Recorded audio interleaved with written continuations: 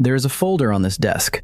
It is plain, it is brown. It has a tag in the corner with a single word stamped in faded red ink. War. Inside this folder are 6 smaller folders, 6 names, 6 lives, and every single one of these names was, at some point, classified, redacted, mistranslated, mythologized, or simply forgotten on purpose. My name is Mortimer Quill. Welcome back to the archive. Sit down. Do not touch the 3rd folder yet. We will get to it. I want to say something before we start, and I want you to remember it. The Second World War was the most documented conflict in human history. There are millions of pages of testimony, gun camera footage, after-action reports, intercepted radio traffic, captured film, propaganda from every side, and personal letters that survived the people who wrote them. And yet, ask any 12 people on the street to name a soldier from that war, and you will get the same 5 answers. Patton, Rommel, Eisenhower, Zhukov. Maybe, on a good day, Montgomery. That is not history. That is a brand. History is what is in these 6 folders.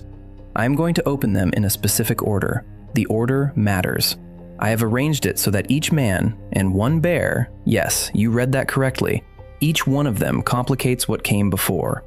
By the time we reach folder 6, you will not be sure what a hero is anymore. That is the point. That is what the archive does. It does not give you answers. It gives you better questions and asks you to live with them. Folder 1.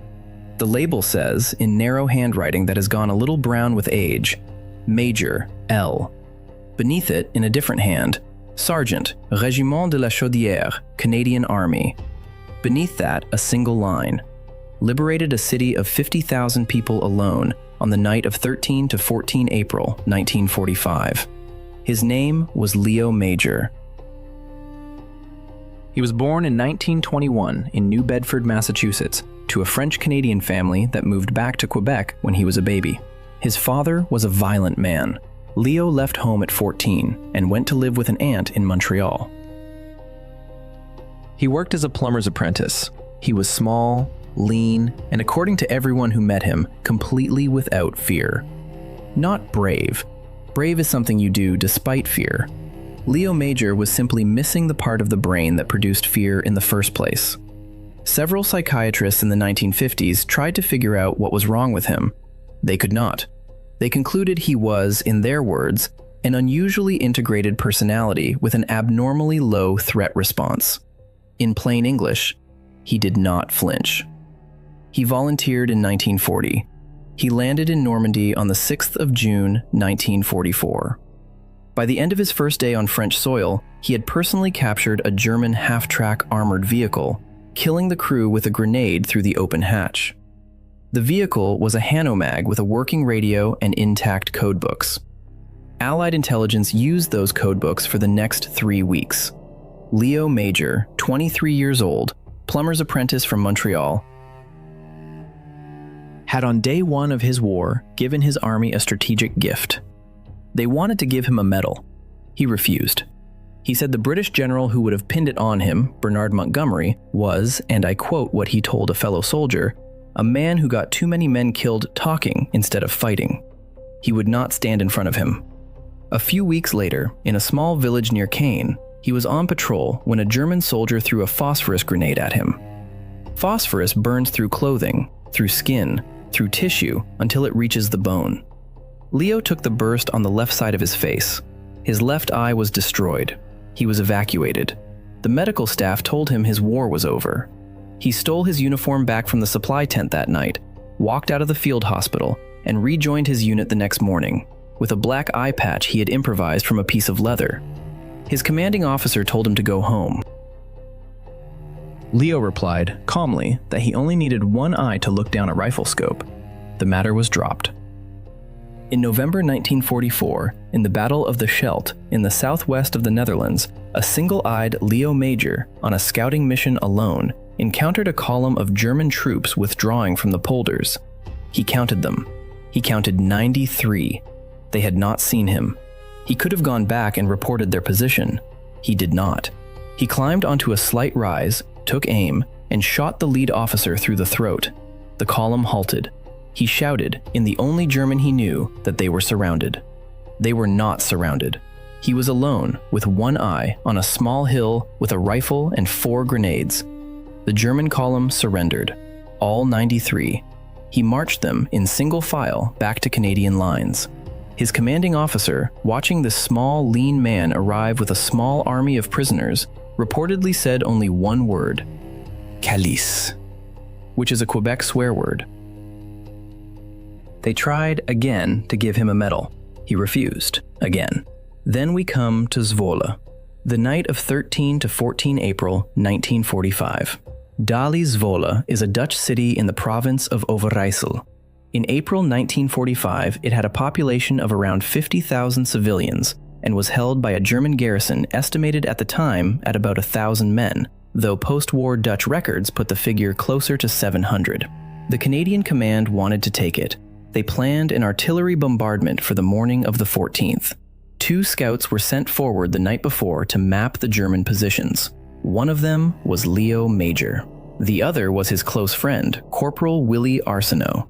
They moved through fields, ditches, and the outer suburbs in the dark. Around midnight, they were spotted. A German machine gun opened fire. Willie Arsenault was hit in the chest and killed instantly. He was 23 years old, the same age as Leo, from a fishing village in New Brunswick. He had a wife at home and a son he had never met.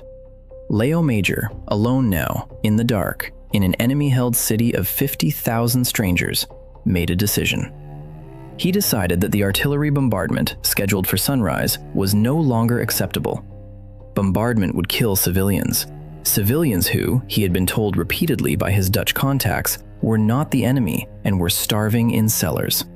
He decided he would take Zwolle himself, that night, before sunrise, before the guns opened up, and he would take it in such a way that the Germans would leave on their own. What he did next, on this one night between roughly 2 in the morning and 6 in the morning of 14 April 1945, is so improbable that the official Canadian and Dutch accounts of it spent the next 60 years arguing about which parts could possibly be true. The reason they eventually agreed on most of it is that the inhabitants of Zwolle, hundreds of them, saw it happen, wrote it down, photographed the aftermath, named a street after him. There is no national myth here. There is municipal record. He moved through the city alone. He found a German vehicle parked at a checkpoint, killed the 2 soldiers manning it, took their submachine guns and their grenades, and used the vehicle as a base. He drove from one part of the city to another, getting out, throwing grenades into doorways and windows of buildings he knew were occupied by German troops, firing his submachine gun, screaming in French, and then driving away. To a German soldier in a dark room, woken up by gunfire and explosions and shouting in 3 directions at once, this was the sound of a Canadian regiment in the streets. Not one man, a regiment. He set fire to the local Gestapo headquarters. He led a small group of Dutch civilians and members of the local resistance who had emerged once they realized someone friendly was outside to attack a German barracks. He found the German commandant, a man whose name does not survive in most accounts of the battle, but who appears in Dutch resistance papers as Hauptmann Schroeder. He told him, in broken French, that Canadian armored forces were entering the city from 3 directions, and that further resistance was suicide. He gave him an hour to evacuate. He returned to the burning Gestapo building and threw 2 more grenades into it for emphasis. The German garrison, hearing gunfire from multiple districts, seeing the Gestapo headquarters in flames, hearing rumors from a man they believed to be a Canadian officer, and frankly, exhausted from a war they had already lost, packed up and withdrew across the Isle River before dawn. They blew the bridge behind them. By 6 in the morning of 14 April 1945, Zwolle was free. The Canadian artillery, scheduled to open fire at first light, was stood down. Not a single civilian was killed by the bombardment that never came. When the rest of the Canadian regiment marched into Zwolle later that morning, they found Leo Major sitting on a bench in the central square, drinking coffee that a Dutch woman had brought him, with the body of his friend Willie Arsenault wrapped in a coat beside him. He had carried Willie back into the city through the night. He would not leave him in the field. He did not speak to anyone for several hours. When he finally stood up, he asked his commanding officer for one favor. He wanted Willie Arsenault's name on whatever record was made of the night, not his own, Willie's. He said, and this is recorded in 2 separate Canadian after-action reports, he died first. He should be remembered first. This time, they gave him a medal anyway. The Distinguished Conduct Medal, the second highest gallantry award in the British Commonwealth, below only the Victoria Cross. He accepted it because Willie's family would see it. He went home to Quebec after the war, married a woman named Pauline, had 4 children, and went back to plumbing. Then, in 1950, Korea happened. He volunteered again. He was 29 years old, a married father of 4, with one eye and a body full of shrapnel scars. They did not want to take him. He insisted. In November 1951, on Hill 355 in Central Korea, his unit was overrun by a massive Chinese assault. Leo Major and 18 other Canadian soldiers held a position the size of a tennis court for 3 days against an estimated 2,000 attackers. They were ordered to withdraw twice. Leo refused both orders, on the grounds, he later explained, that withdrawing would have killed more of his men than staying. They held. The Chinese eventually broke off the attack. He received a second Distinguished Conduct Medal for it. The only Canadian in history to receive that medal in 2 different wars. He went home. He went back to plumbing. He died on the 12th of October, 2008, in Longueuil, Quebec, at the age of 87, of natural causes. He gave 2 interviews in his entire life. In one of them, asked what he thought about the war, he said only this, quote, "In Zwolle there is a street. It is called Leo Majorlan. It is in a quiet residential neighborhood. Children walk to school on it. Most of them do not know who he was. The street is just a street to them. The mayor of Zwolle, on the 60th anniversary of the liberation, said something that I want you to remember. He said, quote, Folder 1 closes. The plumber's apprentice with one eye, who refused 2 medals, accepted 2 more, and never spoke of any of it. He saved a city. He died in his bed." The archive notes, with the quiet pedantry the archive prefers, that he is one of perhaps 3 people in the entire Second World War whose recorded body count is lower than the number of lives he is documented to have saved. That is rare. That is the rarest thing in this war. Remember that as we open the next folder, because rare does not mean common, and the archive has 5 more files to show you, and they are not all like this one. I am going to pause here. I am going to drink something. I would suggest you do the same. Folder 2 is not a story like Folder 1. Folder 2 is what happens when a man decides to walk into hell on purpose, and what hell decides to do to him in return. His name was Witold Pilecki. He was Polish. He was a cavalry officer. And in the autumn of 1940, he stood on a street corner in Warsaw during a German roundup, knowing exactly what would happen next, and let himself be arrested. He did this on purpose. He did this so that he would be sent to a place that, at that moment in human history, almost no one outside Germany believed actually existed. A place called Auschwitz. He did this so that he could go inside, find out what was happening there, and tell the world. He told the world. The world did not believe him. And then, after the war, his own country killed him for it. Drink something. We are going inside the wire now. Folder 2. The label says, in a different handwriting now, slower, more careful. Pilecki, W. Beneath it, Rotmistrz Wojsko Polskie, Cavalry Captain, Polish Army. Beneath that, 3 lines instead of 1. Voluntary Inmate K.L. Auschwitz, September 1940 to April 1943. Author, the first comprehensive intelligence report on the camp delivered to Allied governments. Executed by the Polish Communist State, 25th of May, 1948. Place of burial, unknown. Unknown. I want you to hear that word. The man who walked into Auschwitz on purpose, who survived it, who escaped it, who fought in the Warsaw Uprising, who was arrested by his own government in 1947, tortured for 6 months, tried in a sham court, shot in the back of the head with a single bullet from a Soviet-made TT pistol, and dumped in an unmarked pit somewhere in the grounds of Mokotów prison in Warsaw. This man's grave has never been found. They are still looking. The Polish Institute of National Remembrance has been excavating sections of the prison grounds and adjacent military cemetery since 2012. They have found, to date, more than 300 bodies of executed political prisoners from the late 1940s. None of them, so far, has been confirmed as Witold Pilecki. The man hides, even now, 80 years after his death. The archive finds this fitting. The archive also finds it intolerable. Both can be true. He was born on the 13th of May, 1891. In a small town then called Oleniec in the Russian Empire, today in the Republic of Karelia in the Russian Federation, to a Polish family that had been internally exiled by the Tsarist authorities for participating in the January uprising of 1863. He grew up in a household where Poland was a country that legally did not exist, but which everyone in the family insisted, every single day, was real and would be real again. He fought as a teenager in the Polish self-defense units in 1918. He fought against the Bolsheviks in the Polish-Soviet War of 1919 to 1921, where, at the age of 20, he was decorated for actions during the Battle of Warsaw, the battle that stopped the Red Army's advance into Western Europe, and which, the archive notes pointedly, very few people in Western Europe today seem aware happened. He was demobilized in 1922. He went back to his family's small estate in what is now Belarus. He married a schoolteacher named Maria. They had 2 children, Andrei and Zofia. He painted.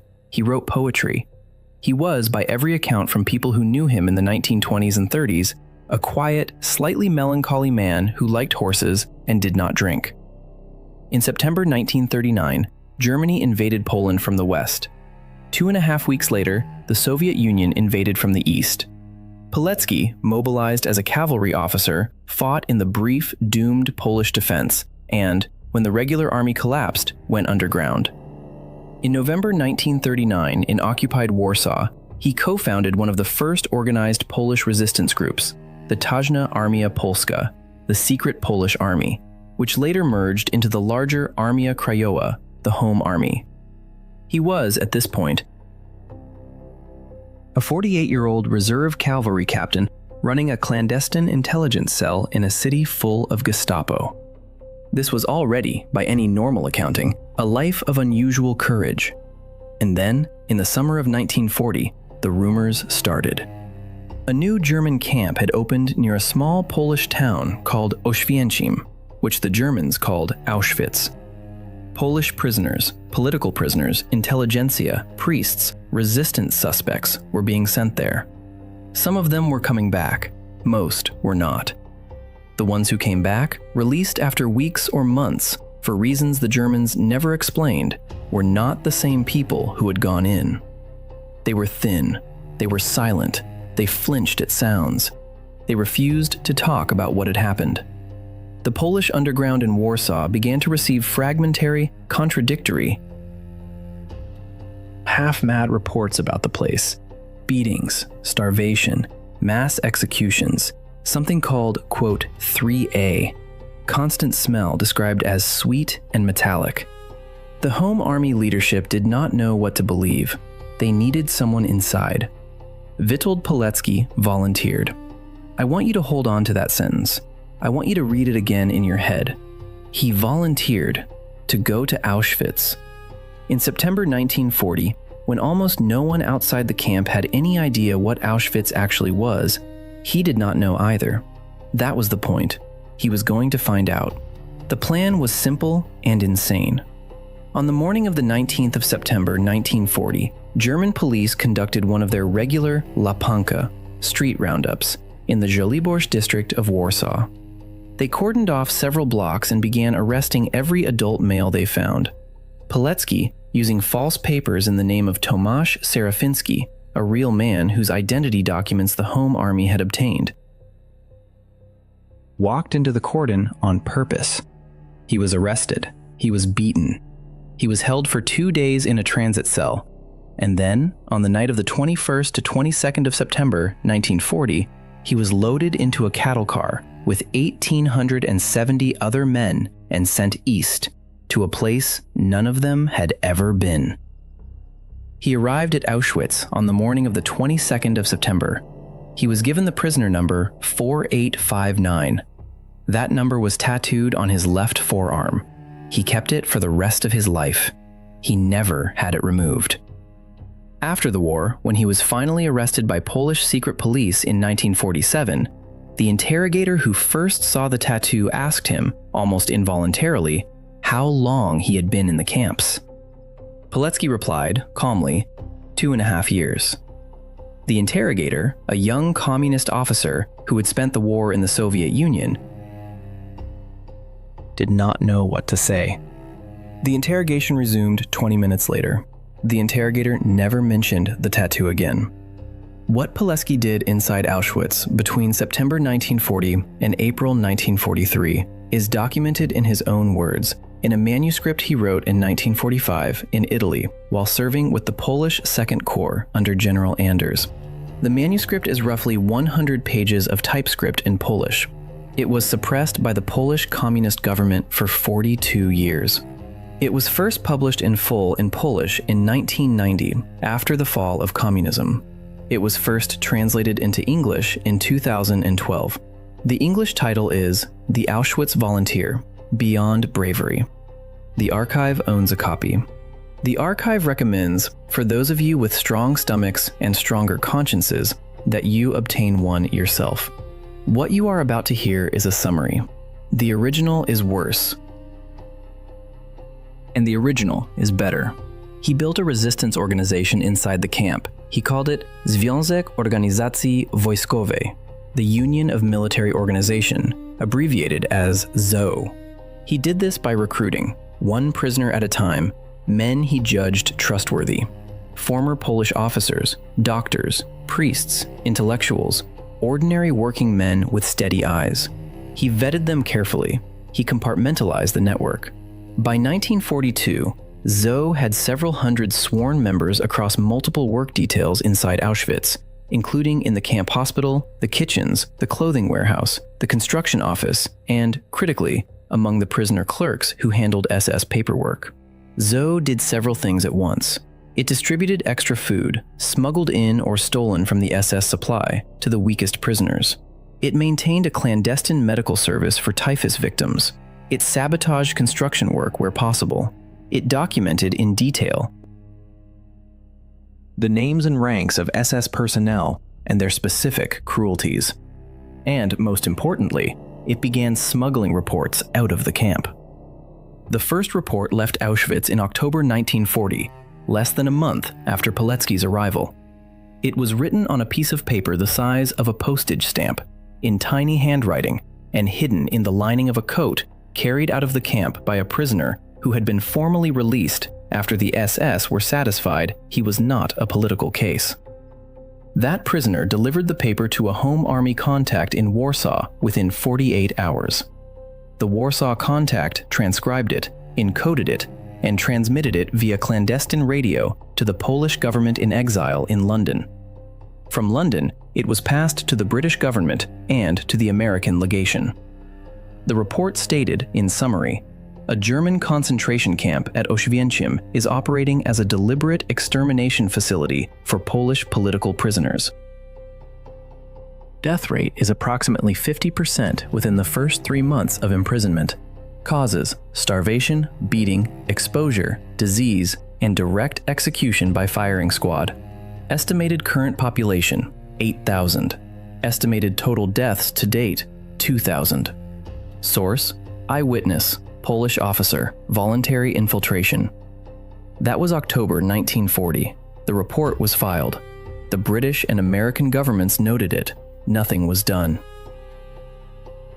Over the next 2.5 years, Pilecki's network sent out, by the most conservative count, more than 40 separate intelligence reports of increasing length and specificity. He documented the arrival of Soviet prisoners of war in October 1941, and the SS experiments in mass killing performed on them in Block 11 using a pesticide called Zyklon B, the first recorded use of that gas on human beings on the 3rd of September 1941. He documented the construction, beginning in March 1942, of a new camp 2 miles to the west at a place the Germans called Birkenau, on the site of a demolished Polish village called Brzezinka. He documented the arrival, beginning in spring 1942, of trains carrying not Polish political prisoners, but Jewish families, entire families, men, women, children, infants, from across occupied Europe, and the immediate quote, 4 of these families on the railway ramp into 2 groups. Those sent to barracks, and those sent directly to gas chambers disguised as shower facilities. He documented the construction of 4 large gas chamber and crematorium complexes at Birkenau between March and June 1943. He estimated, in a report sent to Warsaw in March 1943, based on his network's count of incoming transports and their typical compositions, that the rate of killing at Birkenau had reached, by that point, between 8,000 and 10,000 human beings per day. Per day. I want you to understand what I just said. In March 1943, Witold Pilecki, prisoner 4859, working from inside the camp, sent a report to the Polish underground stating, accurately, that Auschwitz-Birkenau was murdering 8,000 to 10,000 people every 24 hours. That report was forwarded to London. London forwarded it to Washington. Both governments received it in April 1943. Both governments, the archive notes, did not respond. There were many reasons, some of them defensible, most of them not. The British Foreign Office concluded that the figures were exaggerated. The American War Department concluded that bombing the rail lines into Auschwitz would be a diversion of resources. The Polish government in exile begged, repeatedly, for some Allied response, a public condemnation, a leaflet drop, a single bombing run on the crematoria. The response, when there was one, was that the best way to save the Jews of Europe was to win the war as quickly as possible. The Jews of Europe, in March 1943, did not have the time the Allies were proposing to take. Pilecki, inside the camp, did not know that his reports were being received and shelved. He continued to send them. He continued to build his network. He continued to plan. By early 1943, 2 things had become clear to him. First, the Allies were not coming and were not going to bomb the camp and were not going to drop weapons to the prisoners for an internal uprising, all of which he had requested. Second, his own situation was becoming dangerous. The SS had begun a major counterintelligence operation inside the camp. Several ZOW members had been arrested and executed.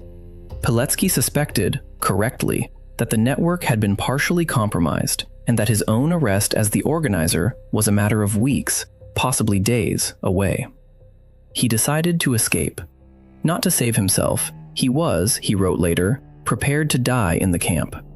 He decided to escape because he believed that only a face-to-face report delivered in person to the Home Army leadership in Warsaw might finally produce the response that his written reports had not. He believed if he could stand in a room with the senior Home Army commanders and tell them, with his own voice, what he had seen, they would act.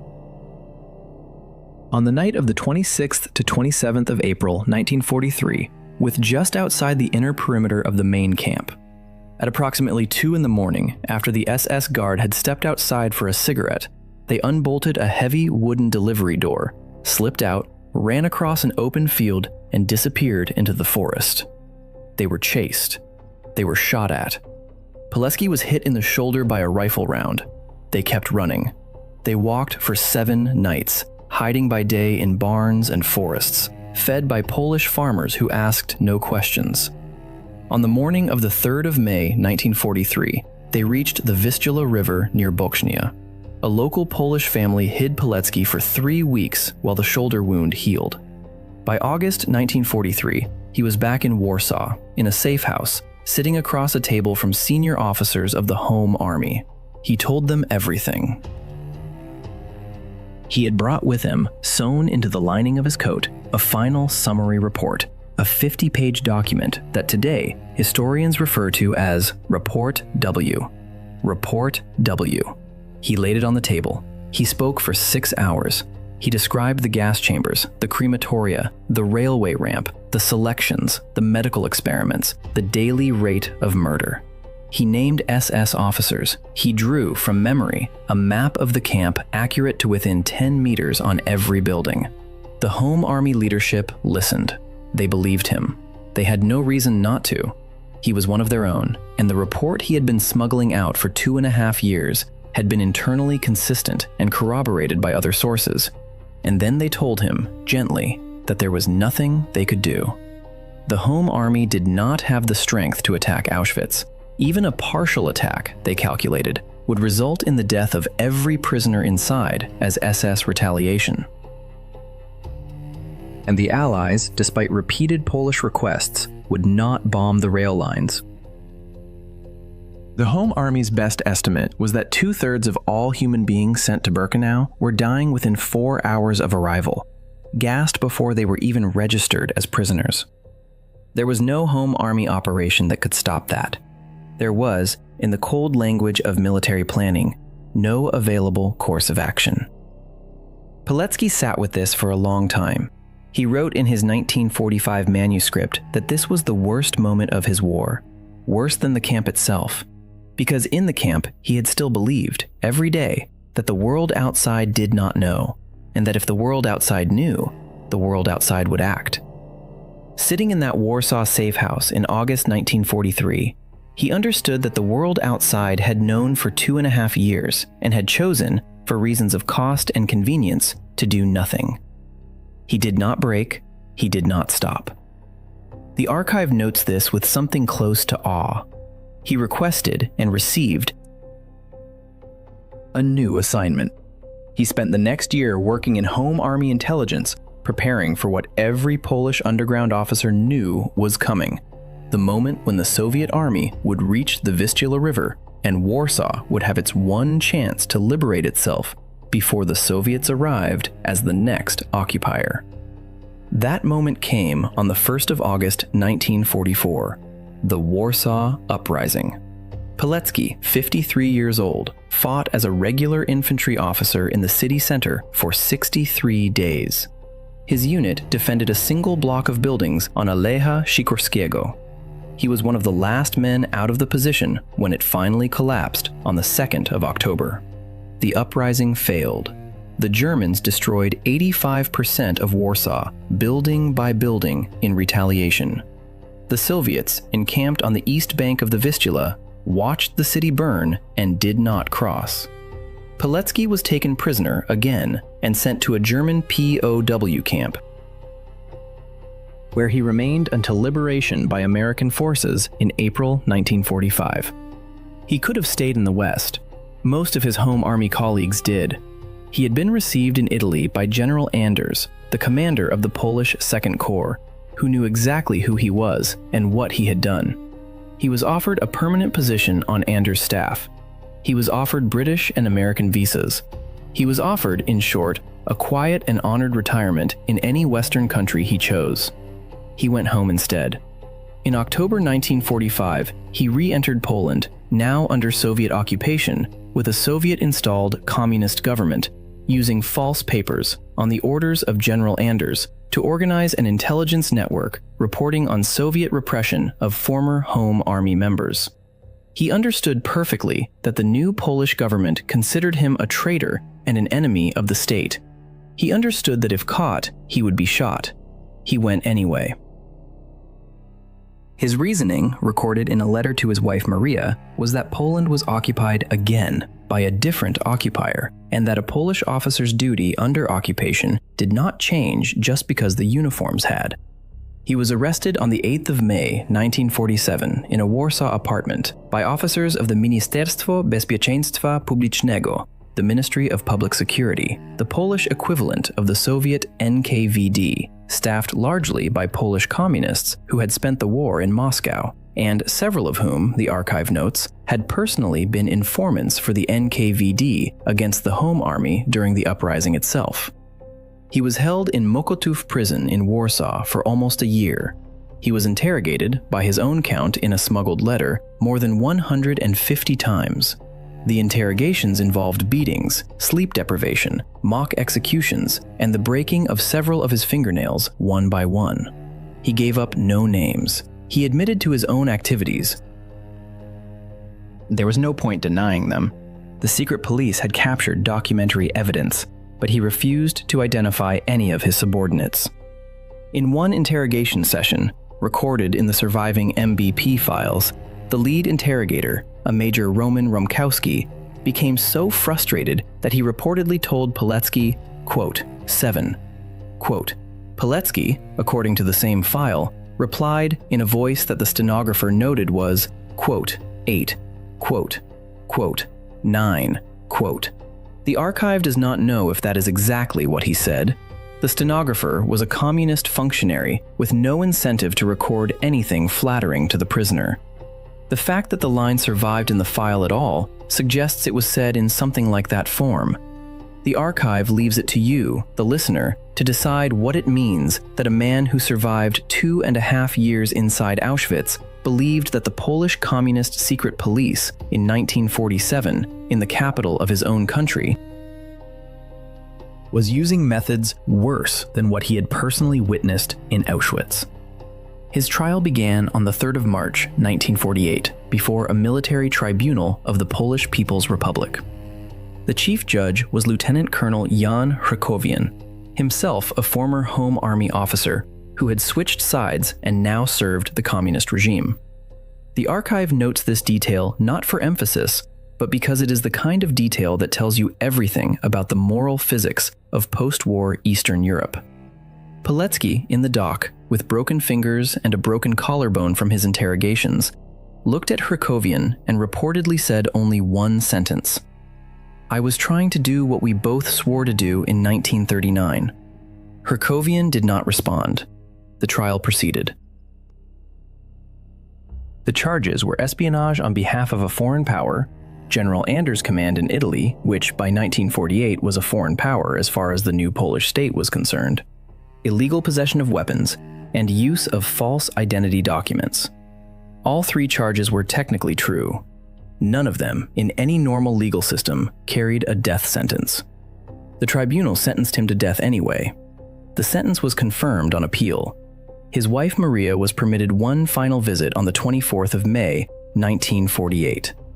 She later wrote that he was so badly injured he could not stand, that 2 of his teeth had been broken at the roots, and that his last words to her were, and I quote her direct testimony given to Polish investigators in 1990 after the regime fell, __, quote, _ 11 __.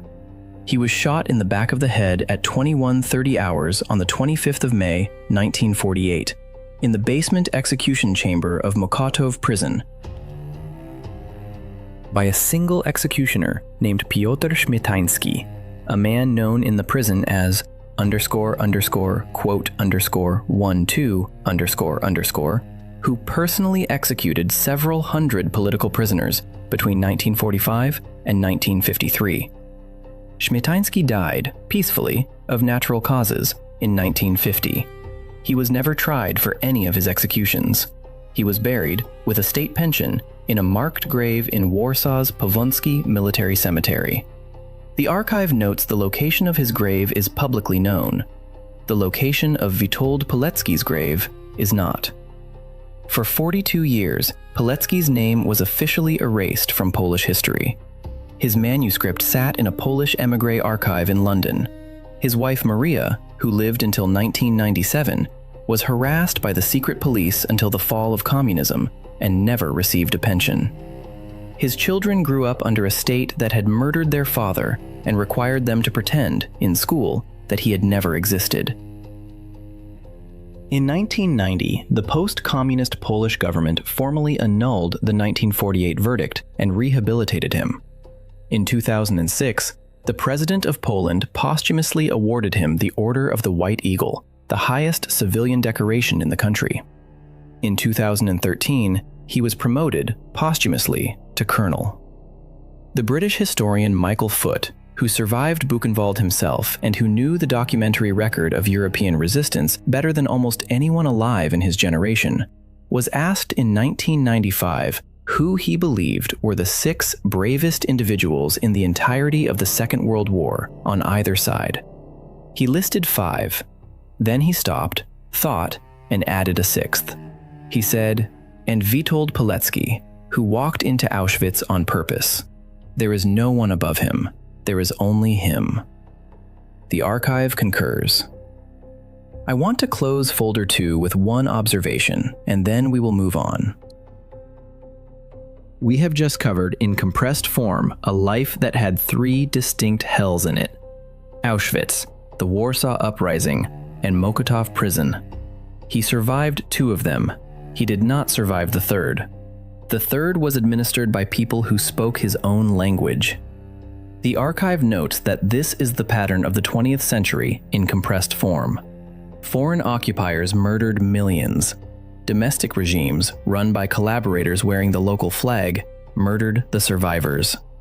The story is not finished when the foreign army leaves. Sometimes the worst part begins on the day the foreign army leaves. Pilecki understood this. He went home to fight that part of the war too. He lost, but he did not stop. Folder 2 closes. I told you, before we opened it, that folder 1 was a story of rare grace. A man who saved more than he killed. Folder 2 is not that. Folder 2 is a story of a man whose work, his real work, his most important work, was almost entirely ignored by the people he was working for. He did everything right. He told the truth, in detail, with documentation, on time. The world received the truth and chose to do nothing with it. Then his country shot him in the head and hid the body. That is also a kind of war story. The archive insists on telling both kinds. The cheerful kind, where the small man defeats the impossible odds, and this kind, the kind where the small man does everything humanly possible and the world simply chooses not to be moved. If you are still here, I thank you. I know this was not light. The next folder is also not light, but it is a different kind of weight. We move from a man who walked into hell on purpose to a man who walked through hell with a smile on his face, because hell to him was an interesting professional environment. A man on the wrong side. A man who was, by every objective measurement, very good at his job, and whose job was to kill the men in folder 1 and folder 2. We do not skip him. The archive does not skip people because their politics are repugnant. The archive examines them precisely because their politics are repugnant, because that is the only way to understand how a man becomes a thing. Folder 3. The label, in cramped German handwriting recovered from a captured personnel file at the Berlin Document Center. Whitman, M. SS Hauptsturmführer, Schwere SS Panzerabteilung 101. Beneath that, Tank Commander. Confirmed kills, 138 enemy armored vehicles. Killed in action, 8 August 1944, near Syntho, Normandy. Beneath that, in the archive's own hand, in a different ink, a single word: Nazi. We will not pretend otherwise. We will not euphemize. Michael Whitman was a member of the Waffen-SS, the armed wing of an organization declared a criminal organization in its entirety by the International Military Tribunal at Nuremberg in 1946. He was a member of the 1st SS Panzer Division, Leibstandarte SS Adolf Hitler, named after Adolf Hitler, used as Adolf Hitler's personal honor guard regiment from 1933 to 1939, and responsible during the war for documented atrocities, including the Wormhout massacre in May 1940, in which approximately 80 British and French prisoners of war were murdered after surrender, and the Malmedy massacre in December 1944, in which approximately 84 American prisoners of war were murdered under similar circumstances. Whitman personally was not present at either massacre. He was on other fronts at those times. He was, however, an enthusiastic and ideologically committed member of the unit that committed them. He volunteered for the Leibstandarte in April 1937, when membership required a personal political vetting and a sworn oath of loyalty to Hitler as a person not to Germany as a nation. He took that oath. He kept it. I want this on the record before I tell you what he did militarily, because what he did militarily was, in narrow technical terms, extraordinary, and I do not want anyone listening to this to confuse technical extraordinariness with moral merit. They are unrelated. A man can be extremely good at a task that should not be performed. Wittmann was that man. The archive examines him because the question of how technical excellence attaches itself to monstrous causes is one of the central questions of the 20th century, and answering it requires looking directly at the people in whom it happened. He was born on the 22nd of April, 1914, in Vogeltal, a tiny village in Bavaria, the son of a farmer named Johann Wittmann and his wife Ursula. The family was Catholic, conservative, rural, poor. He left school at 14 and worked on the family farm. He was, by every account from people who knew him as a teenager, taciturn, methodical, mechanically gifted, and not particularly interested in politics. In 1934, at age 20, he joined the Reich Arbeitsdienst, the Reich Labor Service, then the regular German army for 2 years compulsory service. He liked army life. He extended. He requested a transfer to armored warfare and was accepted into the experimental Panzer training program at Münster in 1936. In April 1937, he applied to transfer from the regular army to the Leibstandarte SS Adolf Hitler. The application required, in addition to physical and racial documentation, a written political statement explaining why the candidate wished to serve in the Führer's personal regiment. Wittmann's application has survived. It is in the Bundesarchiv. It is short. It states in his own handwriting that he wished to serve in the unit that __quote _14__.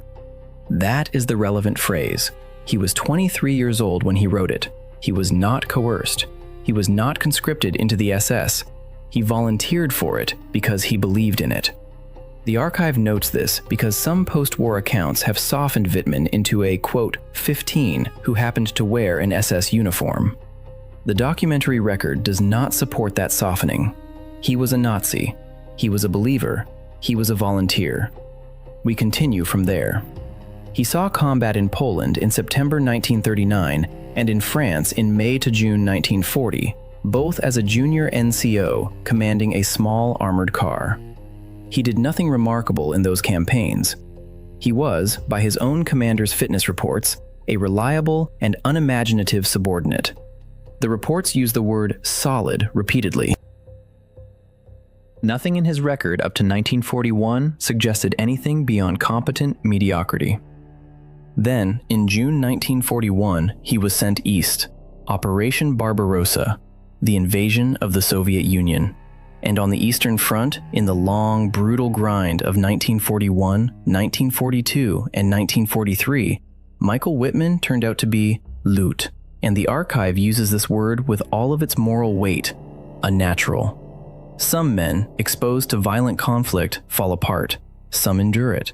A very small number, perhaps 1 in 100,000, discover within themselves a previously unknown aptitude for it that operates almost independently of their personality off the battlefield. Wittmann, off the battlefield, remained the same quiet, polite Bavarian farm boy he had always been. On the battlefield, he became something else.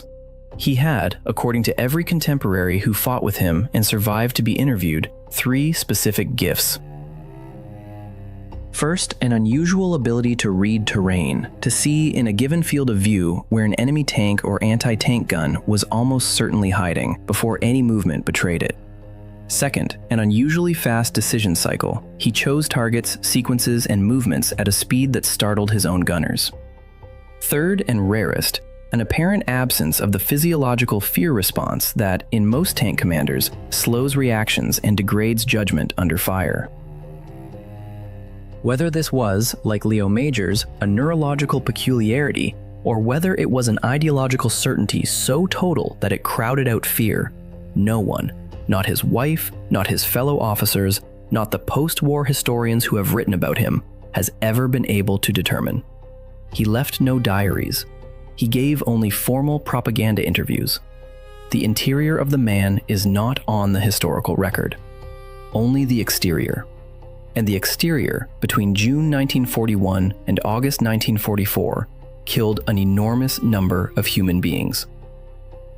By the end of 1943, on the Eastern Front, commanding first an assault gun and then a Tiger I heavy tank, Wittmann had accumulated approximately 117 confirmed armored kills, meaning Soviet tanks, assault guns, and self-propelled artillery pieces destroyed in tank versus tank combat, plus a larger and harder to tally number of anti-tank guns, soft-skinned vehicles, and infantry positions. The kill count,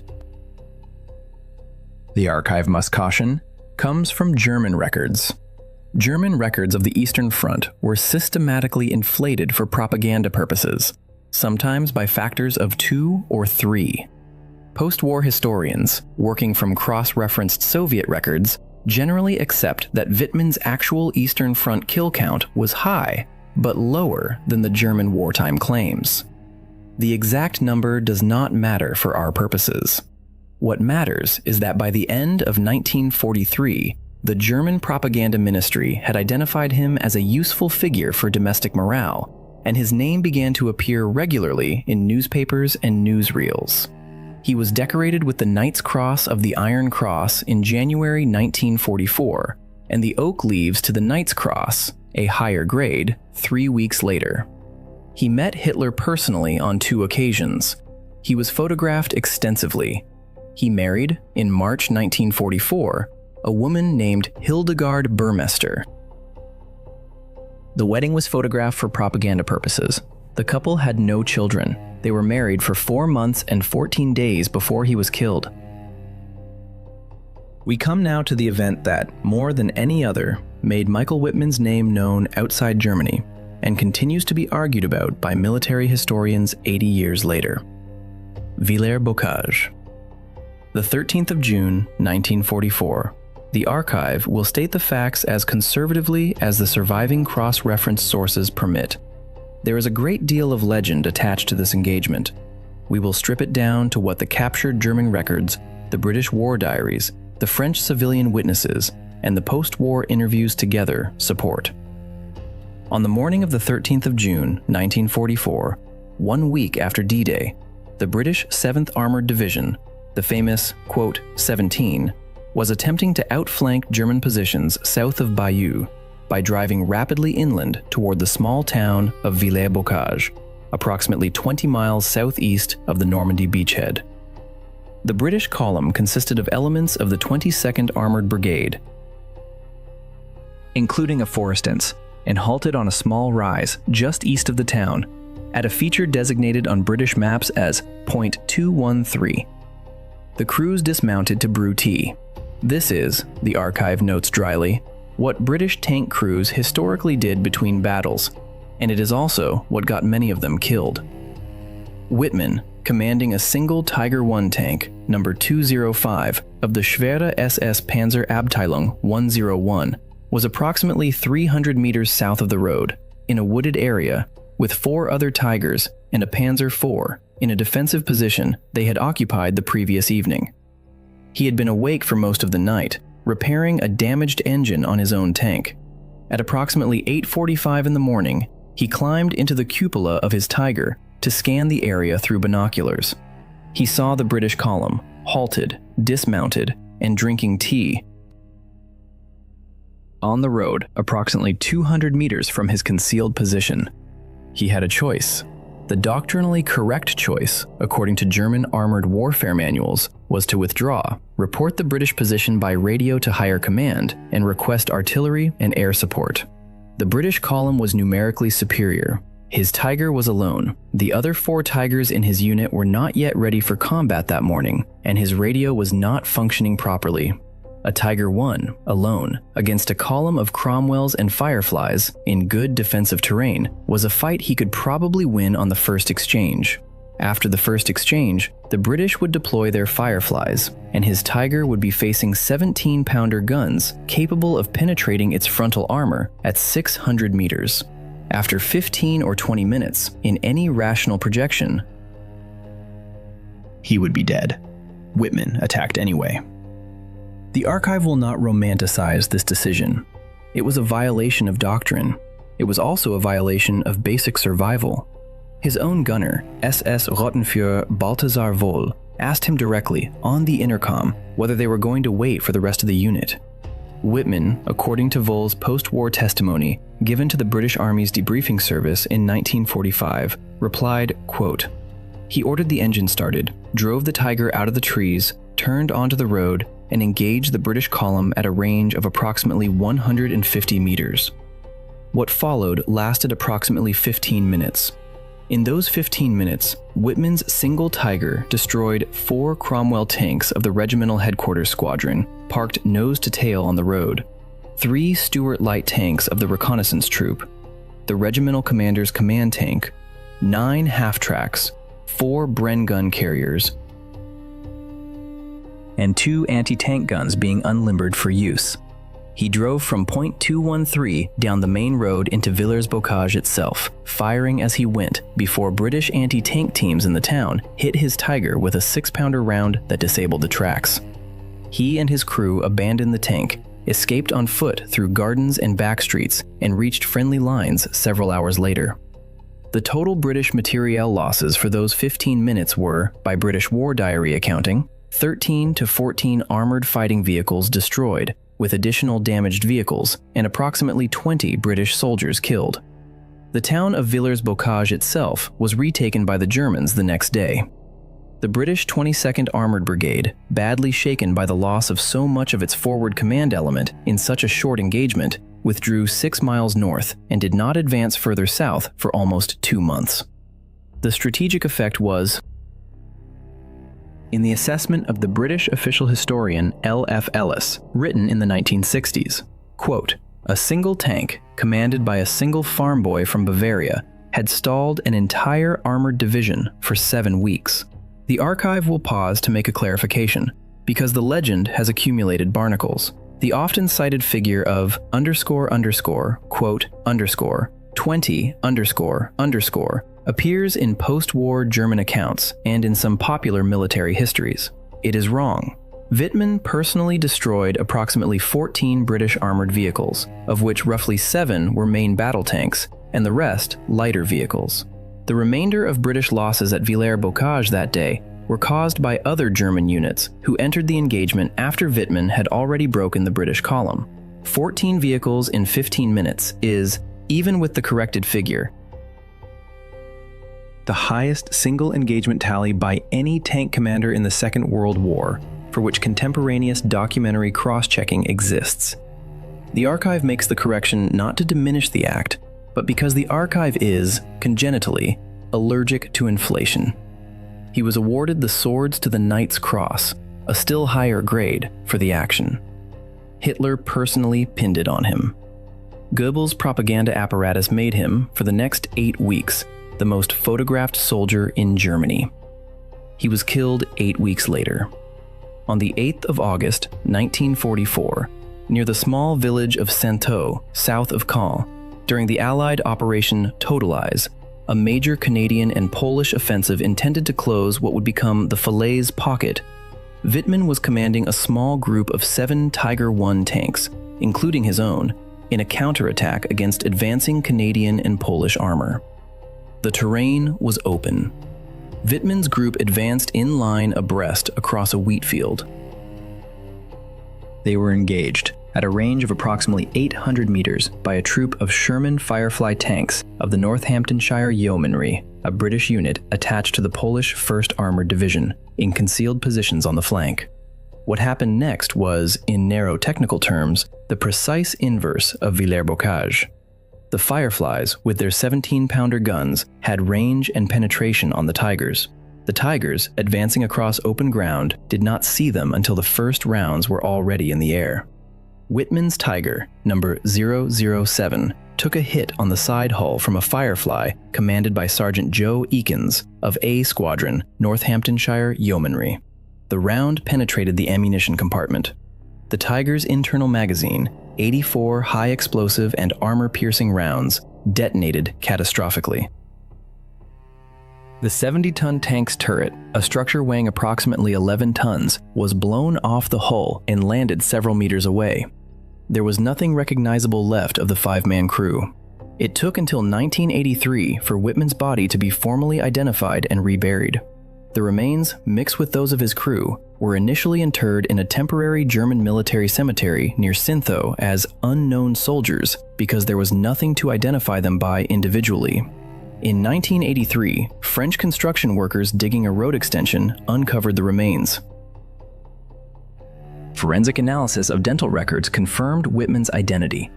He was reburied in the German War Cemetery at Le Combe, Normandy, where he lies today in a marked grave. The grave is visited regularly. By whom, and for what reasons, the archive declines to speculate, except to note that some of the visitors, in recent decades, have been the kind of visitors who leave certain kinds of flowers and certain kinds of inscriptions, and that the cemetery administration has had to remove unauthorized additions to the grave on multiple occasions. Joe Ekins, the British sergeant who fired the killing shot, survived the war. He was 21 years old at the time. He returned to England, married, worked for many years in a shoe factory in Rushton, Northamptonshire, and gave only one substantive interview about the engagement in 1995 to a British military historian. Asked how he felt about having killed perhaps the most famous tank commander of the war, Ekins thought for a long time and replied, quote, 22. Ekins died in 2012 of natural causes at the age of 88. The archive notes, with the same pedantry as before, that he killed exactly one named human being in the war, and that he did so in the course of a defensive action against an enemy advancing across open ground in plain view, and that he never spoke of it boastfully and never sought publicity from it. The archive notes that this is also a kind of soldiering, and that it is the kind that wins wars without producing legends, which is perhaps why so few people outside Rushton have ever heard of Joe Ekins. I want to close Folder 3 with a question, because Folder 3 exists in the archive specifically to provoke the question, and the archive does not believe in pretending the question is easy. Was Michael Whitman brave? By the narrow technical definition of the word, willingness to engage in physical risk for the sake of a cause one has freely chosen, yes, he was. He repeatedly placed himself in mortal danger when he did not need to. He volunteered for combat assignments when he could have transferred to staff positions. He attacked at Villers-Bocage when withdrawal was the doctrinally correct option. He advanced at Saint-Thau when his tactical situation was already deteriorating. Was he a good man? No. The cause for which he repeatedly placed himself in mortal danger was the conquest, enslavement, and partial extermination of Eastern Europe by a regime whose foundational program was racial mass murder. He had every opportunity between 1937 and 1944 to learn what that regime was doing. He was an SS officer in a unit that committed atrocities. He cannot have not known. He chose, repeatedly, to keep serving. The archive does not accept the post-war German softening of, quote, 23, quote, there are no, quote, 24, quote, in the Waffen-SS. The membership was voluntary, ideological, and screened. He was what he chose to be. Was his death just? The archive does not deal in, quote, 25. The archive deals in, quote, 26. Joe Ekins of Rushton, Northamptonshire, fired a 17-pounder armor-piercing round at a tank advancing toward Allied lines on the morning of the 8th of August, 1944, in the course of his lawful military duties as a member of the British Army. The round detonated the tank's ammunition. 5 men died instantly. One of them was the most decorated tank commander in the German armed forces. Whether that constitutes justice is a question the archive leaves to theologians. As a matter of historical record, it constitutes a Thursday morning in Normandy, in the 11th week after D-Day, in a war that still had 9 months to run. The archive notes one final detail before closing folder 3. After his death, German propaganda continued to use Wittmann's image and name for several months. Posters of him were printed and distributed in occupied territories as late as January 1945. His widow Hildegard, who had been married to him for 4 months, lived until 2010. She remarried in 1953, had 2 children with her second husband, and gave precisely 1 interview about Wittmann in 1992. She said only this: __quote _27 ___. The archive notes this as a minor but characteristic data point about how the wives of perpetrators have, for most of the 20th century, told their stories. With a kind of belated, helpless honesty about what they did not know and were not in a position to ask. Folder 3 closes. We move to folder 4. I am going to drink something again. So should you. We have come down from a man who did not flinch, through a man who walked into hell on purpose, to a man who killed extraordinarily well for an extraordinarily evil cause. Folder 4 is a woman. Folder 4 is the Soviet Union. Folder 4 is the question of what happens to a person, specifically to a young woman of 24, when a state hands her a rifle, tells her to point it at human beings, congratulates her for hitting the targets, parades her in front of foreign cameras as a propaganda symbol, and then, when the war is over and she is no longer useful, walks away and leaves her to drink herself to death in a 1-bedroom apartment in Kyiv. Folder 4 is Lyudmila Pavlichenko, Lady Death. 309 confirmed kills. Dead at 58 from causes that the official Soviet record listed as __quote _28 __, but which her closest friend, in a 1992 interview, called, with a flatness the archive finds devastating, quote, 29. Drink something. We are going to Sevastopol. Folder 4. The label, in Cyrillic, in a clerk's tidy hand, Pavlichenko, L.M. Beneath it, Старший лейтенант, 25-я Чапаевская стрелковая дивизия. Senior Lieutenant, 25th Chapayev Rifle Division. Beneath that, подтвержденных поражений личного состава противника 309. Confirmed enemy personnel kills 309.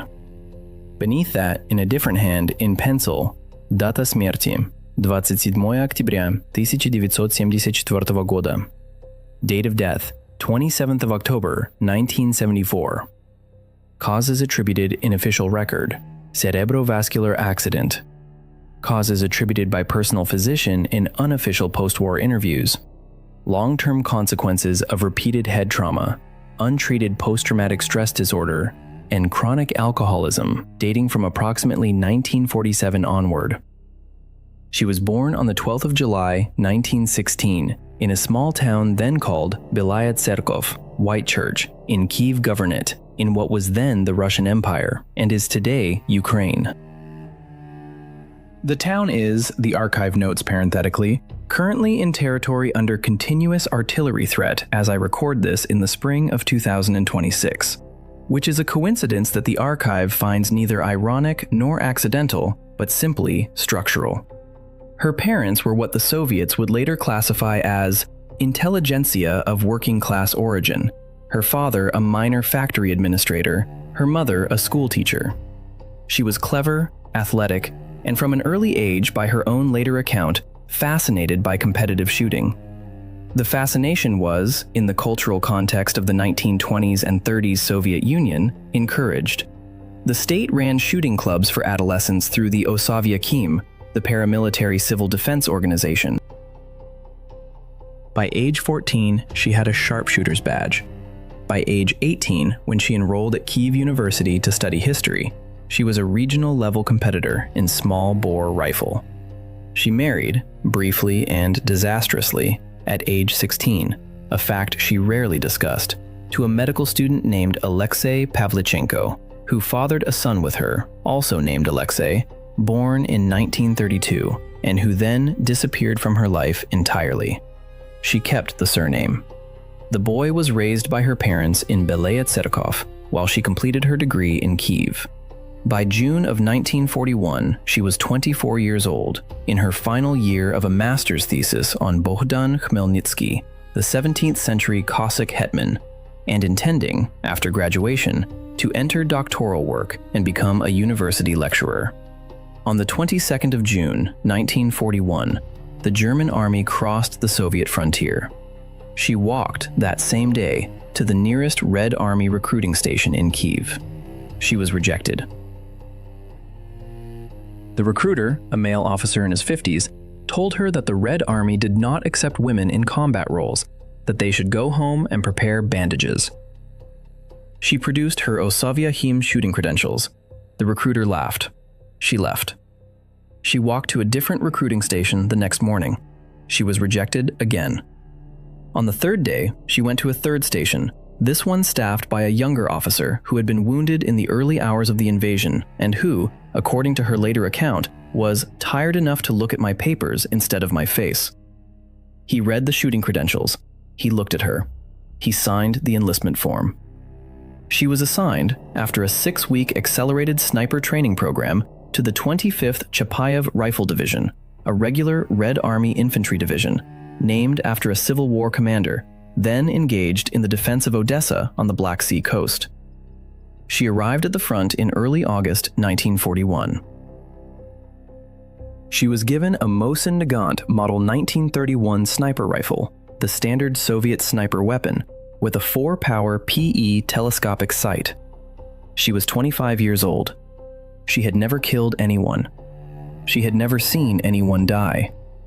Her first shot in combat was on the 8th of August, 1941, at a German soldier of unknown rank, at a range she later estimated as approximately 400 meters in a ravine north of the village of Belyayevka. She missed. Her second shot, fired approximately 20 seconds later at the same soldier, did not miss. Her third shot, fired approximately 1 minute after that, at a second German soldier who had emerged from cover to retrieve the first, also did not miss. She vomited. Her spotter, a male sergeant whose name in the Soviet records is given only as Korotenko, held her hair back. She wiped her mouth, returned to the firing position, and waited for the next target. She killed 2 more Germans within the next 3 hours. Her reported personal kill count for her first day of combat? 4. Her reported personal vomiting count? Twice. She would later say, in her 2018 English-translated memoirs, published 74 years after the fact, from a manuscript she had finished in 1958, and which the Soviet government had refused to publish in her lifetime because it was considered insufficiently inspirational, that the first kill was the only one she remembered as an individual act. After that, she said, the kills became professional. She did not mean this as a boast. She meant it as a clinical description of dissociation. She wrote, "I stopped seeing them. I saw the helmet. I saw the tunic. I saw the angle of the rifle. I did not see the face. If I had continued to see the face, I would not have been able to continue. The mind does this for you. It is not a mercy. It is an adaptation. The face comes back later. The face comes back at night. The face has come back to me, on average, 4 nights a week for the last 29 years. I do not expect it to stop." She was 25 when she killed her first man. She was 26 when she killed her 100th. By the time the siege of Sevastopol ended in July 1942, she was 26 and a half, and her confirmed kill count, verified by her commanding officers and by the Soviet military reporting system that required 2 corroborating witnesses or photographic evidence per claimed kill, stood at 309. The number is, by every cross-check available to post-war military historians, accurate. It is also, the archive must note, the highest confirmed kill count of any female sniper in the documented history of warfare, and one of the highest of any sniper of any gender in the Second World War. The German sniper Matthias Hetzenauer, who fought on the Eastern Front, ended the war with 345 confirmed kills. Pavlichenko ended her combat service with 309 confirmed kills. achieved in 11 months of frontline duty before a head wound removed her from combat permanently. Hetzenauer fought for 33 months. The kill rates per month of active combat, the archive offers this calculation reluctantly, because it is the kind of calculation that should not need to be made, are, respectively, approximately 10.5 per month for Hetzenauer and approximately 28 per month for Pavlichenko. She was, in narrowly technical terms, the most efficient sniper of the Second World War. I want to pause on what that meant for her in the actual hour-by-hour reality of 1941 and 1942, because the number is so often quoted and so rarely understood. 309 human beings is, in physical terms, approximately 6 classroom-sized groups of adults. If you assembled 309 adult men in a single large hall, the hall would need to be approximately the size of a small cinema. She, personally, with her own hands, with her own rifle, looking through her own scope, with her own decision and her own breath held, and her own finger on her own trigger, killed enough Wehrmacht and Romanian soldiers to fill a small cinema. Most of them she killed at ranges between 300 and 700 meters. Most of them she killed in the morning hours, between approximately 5 and 10 a.m., when the light was favorable for her position and the enemy was beginning movement. Most of them, by her own count in her post-war manuscript, were under 30 years of age. Most of them were conscripts. Most of them, she believed, had been in their own homes, in Bavaria or Saxony or Bucharest or Cluj, less than a year before they appeared in her telescopic sight. She knew this. She thought about it. She continued anyway. She wrote in her manuscript that she continued because the alternative she could see with her own eyes in besieged Odessa and besieged Sevastopol, was that those young men, if not stopped, would in 2 days or 3 days or a week be in her city, in her university, in her parents' apartment in Belaya Serkov, with her son. The alternative was not an abstract one. The alternative was that her son, age 9 in 1941, would be either dead or enslaved within a calculable number of weeks. So she continued. In June 1942, during the final phase of the siege of Sevastopol, she was wounded by mortar shrapnel. A fragment of metal approximately the size of a thumbnail entered her face just above the left eye, fracturing her skull and causing significant tissue damage. She was evacuated by submarine, the only viable evacuation route from the besieged city, on the night of 19th-20th of June, 1942. She was 26 years old. She was now, in addition to everything else, a person with a partially healed skull fracture and intermittent partial loss of vision in her left eye that would never fully recover. The Soviet government, having realized by this point that they had on their hands an extraordinary propaganda asset, a young, attractive, articulate woman with the highest verified sniper count in their armed forces, took her out of combat. She was promoted to senior lieutenant.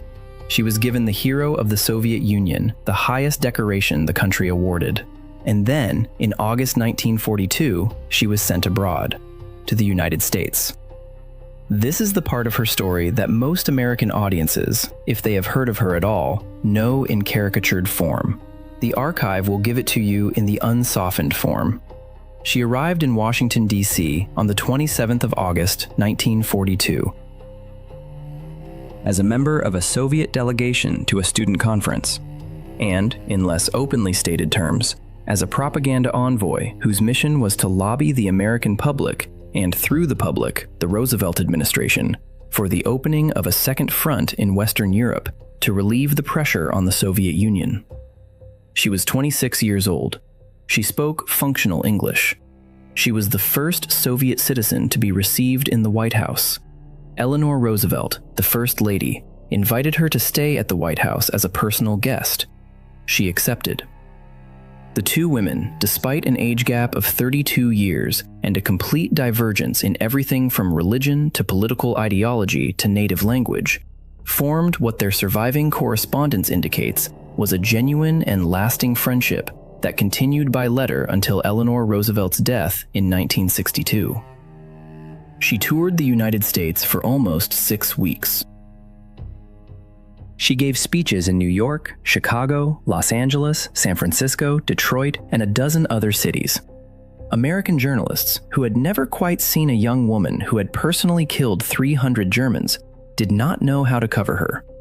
They asked her repeatedly about her hairstyle, her uniform, her nail polish — she did not wear nail polish — and whether she missed wearing dresses. She answered the questions politely. In Chicago, on the 5th of September 1942, after a particularly long press conference in which approximately the 8th or 9th question had concerned her uniform skirt length, she stood up at the podium in front of approximately 3,000 American journalists and citizens and said, into the microphone, the sentence that became the only sentence about her that most Americans have ever known. She said, "Gentlemen, I am 25 years old. I have killed 309 fascist invaders by now. Don't you think, gentlemen, that you have been hiding behind my back for too long?" The room, according to multiple journalist accounts written that evening, went completely silent for approximately 15 seconds. Then it erupted in applause. The applause lasted, by one stenographer's clock, 4 minutes and 10 seconds. The next morning, on the 6th of September 1942, every major American newspaper carried the line on the front page. The Roosevelt administration, which had been trying to manage public sentiment about a second front delicately, found itself substantially destabilized by the public response to a single sentence from a 26-year-old Soviet woman with a partially healed skull fracture. By the end of 1942, American Gallup polling on the question of, quote, 37 had shifted by approximately 14 percentage points in the affirmative direction. How much of that shift was directly attributable to Pavlichenko's tour is impossible to measure precisely. But Roosevelt's own State Department briefing papers from October 1942 attribute, quote, 38, quote, of the shift to, quote, 39, quote. She came home to the Soviet Union in November 1942. She was awarded a second decoration. She was assigned, because her wounds prevented further combat duty, to a sniper instructor's post at the Vystrel Officers Training Course outside Moscow. She trained, between November 1942 and the end of the war in May 1945, approximately 2,000 Soviet snipers, several hundred of whom became confirmed kills themselves on the Eastern Front in the final years of the war. The students, in post-war interviews, described her as a quiet, methodical, almost obsessive instructor who spoke very little, but who could, at age 28, still place 10 consecutive shots into a fist-sized target at 600 meters on a windy day.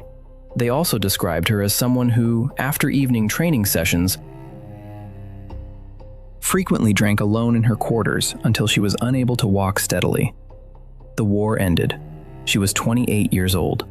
She had a fractured skull, partial vision loss in one eye, the highest confirmed female sniper kill count in history, the friendship of the wife of the President of the United States, the hero of the Soviet Union, and a Soviet government that, with the war over, had no further use for her as a propaganda symbol and no particular interest in what she did next.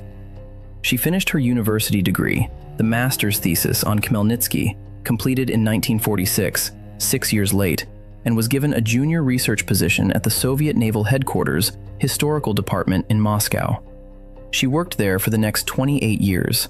She did not remarry. Her son, Alexei, joined the Soviet Air Force in 1950, became a pilot, was killed in a peacetime training accident in 1955 at the age of 23, and was buried with full military honors in Moscow. After her son's death, by every account from the small number of friends she retained, she stopped functioning as a public person. She continued to go to work, she continued to write, slowly, intermittently, the manuscript that would become her unpublished memoirs. She continued to drink. She did not give interviews. She received a small stream of international correspondence, including continued letters from Eleanor Roosevelt until 1962, and afterward from a small number of American and British military historians, to whom she replied politely and briefly. She refused all offers to travel abroad again. She refused, in 1963, an invitation to attend the unveiling of a memorial in Sevastopol, on the grounds, she wrote in a private letter to a friend, that I do not wish to stand in front of cameras pretending to remember that city as it was. I remember it as it was. I do not need a ceremony to help me. She died on the 27th of October, 1974, at the age of 58, in her apartment on Bolshaya Bronaya Street in central Moscow, alone, of what the official Soviet medical record listed as a cerebrovascular accident, a stroke. Her closest surviving friend, a woman named Nina Onilova, who had served with her at Sevastopol, told a Russian journalist in 1992 that the medical record was technically accurate but profoundly misleading. Pavlichenko, Onilova said, had been a long-term heavy alcoholic for at least 27 years by the time of her death. The stroke that killed her was the direct physiological consequence of a quarter-century of methodical, daily, solitary drinking, and the drinking itself was the method by which she had been, in Onilova's word, quote, 41, the unprocessed combat trauma of a war that no Soviet doctor had ever been authorized to diagnose, name, or treat. Soviet military medicine in 1945 did not recognize the existence of post-traumatic stress disorder. It did not exist as a diagnostic category. Veterans who reported the symptoms were told that they were experiencing, quote, 42, or, quote, 43, and were prescribed, with grim consistency, exactly 2 interventions. First, rest. Second, vodka. Pavlichenko was prescribed both. She used the second one heavily. She was buried at the Novodevichy Cemetery in Moscow. Her grave is well tended. The headstone bears her name, her dates, and a single line: Sniper, Geroi Sovetskogo Soyuza. Sniper, hero of the Soviet Union. Below the line, in smaller engraving, the number 309. The archive, as is its habit, asks the question that the headstone does not. What was the last face she saw before she squeezed the trigger for the 309th time? She wrote about it once, in a passage of her unpublished manuscript that her American translator, in 2018, debated for several months whether to include in the published edition. She wrote, quote, _44__. The archive notes that this passage is dated, in her manuscript, the 17th of October, 1958. She had 16 years left to live when she wrote it. She did not, as far as the surviving record indicates, write anything substantial about her wartime experience after that date. The manuscript ends mid-paragraph, on a different page, with a sentence about the weather in Sevastopol in May of 1942. The sentence is incomplete. The final word is __quote_45__. She never went back to finish it. Folder 4 closes. I want to make an observation before we move on. We have now seen, in 3 of our 4 folders so far, 3 different ways that the war and its aftermath consumed a person who survived it. Pilecki was killed by his own state for political reasons 3 years after victory. Wittmann was killed by enemy action 8 weeks after his greatest tactical achievement. Pavlichenko was killed by alcohol and unprocessed trauma 29 years after victory. Leo Major, alone in Folder 1, made it out, partially, imperfectly, with one eye and a body full of scars, and died of natural causes in his bed at 87. The archive does not believe this is a coincidence, or a moral. The archive believes it is a distribution. Of every 100 people who go through what these 4 people went through, the distribution looks something like this. A small number die in the act, a larger number die of the after effects within 20 years, a smaller number die of the after effects between 20 and 40 years later, and a very small number, perhaps 3 or 4 out of every 100, somehow walk out the other side of it more or less intact. There is no obvious moral filter that determines which category a given person ends up in. Leo Major was not a better man than Lyudmila Pavlichenko. He was not even a particularly different kind of man. He was, in the archive's blunt assessment, lucky. Neurologically lucky. In a way that almost certainly had something to do with whatever physiological peculiarity caused his abnormally low fear response. And lucky, also, in a way that has no explanation at all. The lucky get to die in their beds at 87. The unlucky drink themselves to death at 58. Same war, same effort, different lottery ticket. The archive finds this neither comforting nor edifying. The archive simply finds it and reports it. Now, Folder 5. We need a different mood for Folder 5. We have just come through, in compressed form, 3 deaths by execution, by direct enemy fire, and by long, slow, self-administered grief. The archive is going to grant you, and itself, a small respite from the 3rd death by introducing, in Folder 5, a creature whose biography is so improbable that for the first 30 years after the war, most British military historians refused to take it seriously, on the grounds that nobody would believe them if they tried to write it down. The creature is real. The creature is documented in regimental war diaries, in payroll records, in customs paperwork, in photographs, and in the official zoological registry of the Edinburgh Zoo. The creature was issued a service number, a paybook, and a rank. The creature was a bear. His name was Wojtek. He was a Syrian brown bear. He carried artillery shells up a mountain in Italy in May 1944. He died of natural causes in Edinburgh in 1963, surrounded by Polish veterans who came to visit him every Sunday until the end of his life. The archive insists, with all the seriousness it can muster, that this is a war story and that it belongs in this episode. We will give him his folder. Folder 5. The label, in Polish, Wojtek. Beneath it, Kapral 22 Kompania Zaopatrywania Artylerii, Drugi Korpus Polski. Corporal, 22nd Artillery Supply Company, Polish 2nd Corps. Beneath that, Przydzielony jednostce, sierpień 1942. Assigned to unit, August 1942. Beneath that, zmarł 2 grudnia 1963, ogród zoologiczny w Edynburgu. Died 2nd of December 1963, Edinburgh Zoo. He came into the lives of the Polish 2nd Corps in the late summer of 1942 in northern Iran by a route so circuitous that the archive must briefly explain it. The Polish 2nd Corps did not exist in 1940. It was created between 1941 and 1943 out of the survivors of one of the strangest population movements of the entire war.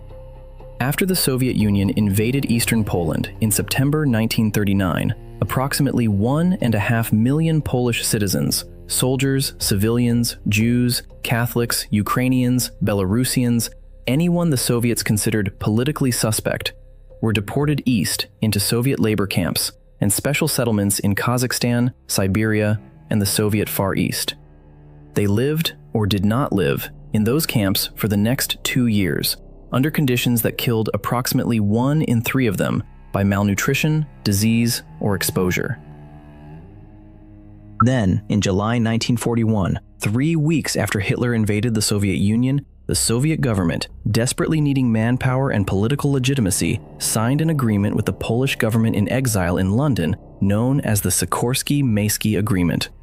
Under its terms, the Soviets released, on paper, all surviving Polish deportees from the camps and authorized the formation of a Polish army on Soviet soil under Polish command. The army's commander was General Władysław Anders, himself a former NKVD prisoner who had been released from Lubyanka prison in Moscow specifically to take the post. What followed was a death march in reverse.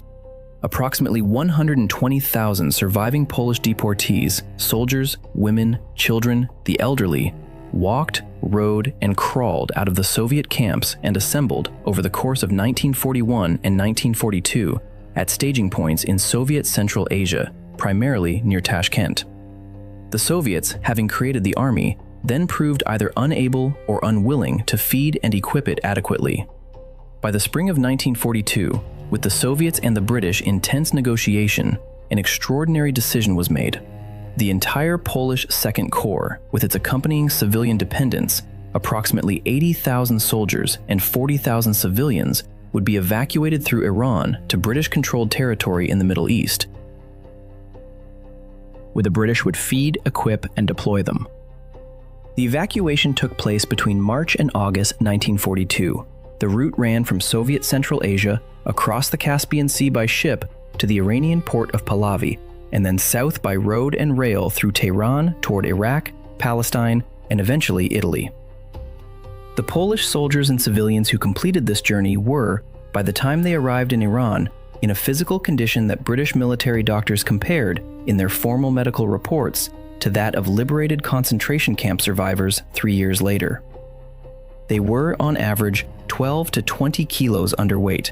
They had typhus, dysentery, scurvy, and in some cases, diseases that British military medicine had not seen since the previous century. They were also, almost without exception, the toughest population the British command had ever encountered. They had been selected for survival by 2 years of Soviet camps. The ones who arrived in Iran were the ones the Soviet system had failed to kill. They were, in a sense, pre-tested.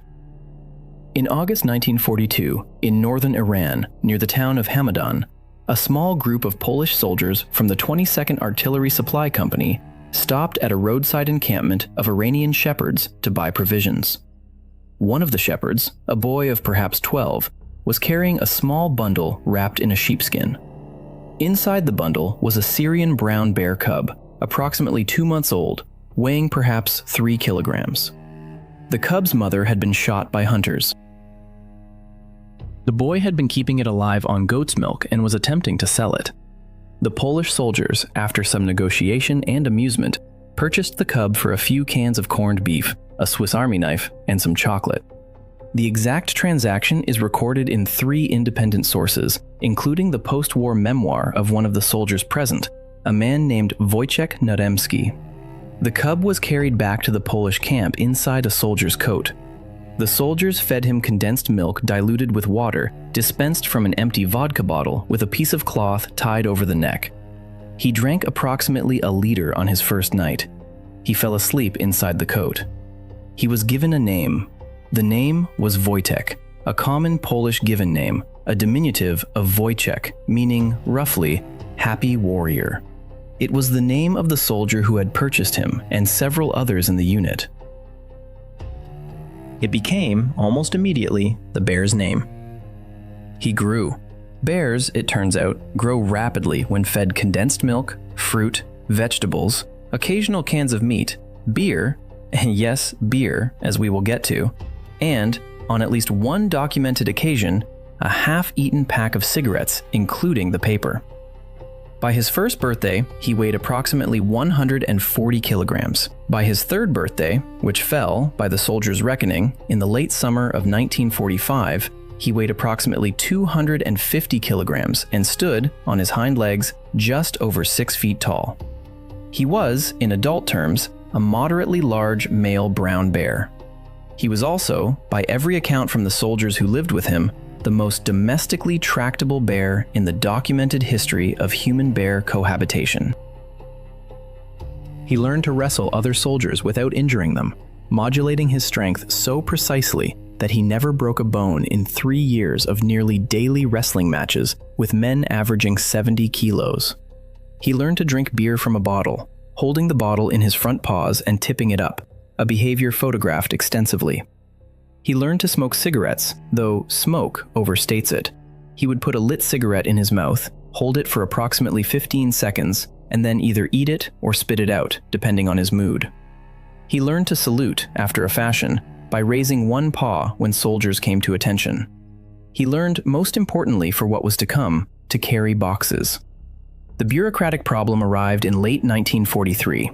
The Polish Second Corps had finished its training in Palestine and Iraq, and was scheduled, in early 1944, to be transferred to Italy to join the British 8th Army for the campaign up the Italian peninsula. Transfer to Italy involved sea transport on British military ships. British military ships, by regulation, did not carry pets, mascots, or non-human animals of any kind, with the sole exception of formally enlisted military working dogs. Wojtek, by that point an integrated member of the unit who slept in the soldiers' tents and ate the soldiers' rations, was none of these things. He was a bear. The British Transport Authority informed the Polish command, in writing, that the bear could not embark. The Polish command, after a brief internal discussion, solved the problem by formally enlisting the bear in the Polish army. He was issued a service number. He was issued a paybook in the name Wojtek, Private, 22nd Artillery Supply Company. His paybook listed his date of birth as approximately 1942, his place of birth as Iran, and his next of kin, in a touch the archive finds particularly poignant, as Polish Second Corps. He was, on paper, a soldier.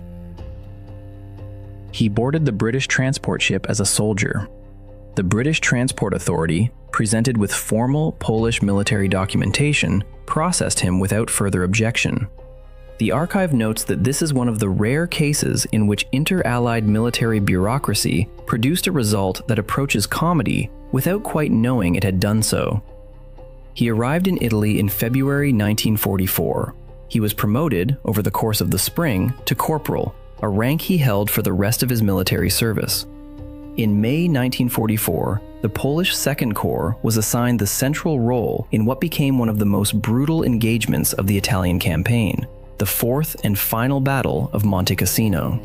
The Allied effort to break through the Gustav Line south of Rome had been stalled for 4 months at the slopes of the mountain, with 3 previous large-scale assaults by American, New Zealand, Indian, and British forces having failed at catastrophic cost. The Polish Second Corps, fresh and ferociously motivated, was given the job of taking the monastery itself on the summit. The fighting began on the 11th of May 1944. It lasted 7 days. Polish casualties were approximately 4,000 killed and wounded, a casualty rate that, expressed as a percentage of forces engaged, exceeded that of most engagements on the Western Front for the remainder of the war. The 22nd Artillery Supply Company, Wojtek's unit, was responsible for moving artillery ammunition from the rear supply dumps up to the forward gun positions. The terrain was a series of steep, rocky, exposed slopes. Trucks could not reach the gun positions. Mules could reach some of them, but the mule supply was insufficient. For the final and steepest stretches, ammunition had to be carried by hand. Soldiers carried wooden crates, each containing 2 or 3 artillery shells, weighing collectively between 30 and 40 kilos per crate. Up steep ground, under intermittent German artillery fire for the duration of the 7-day battle.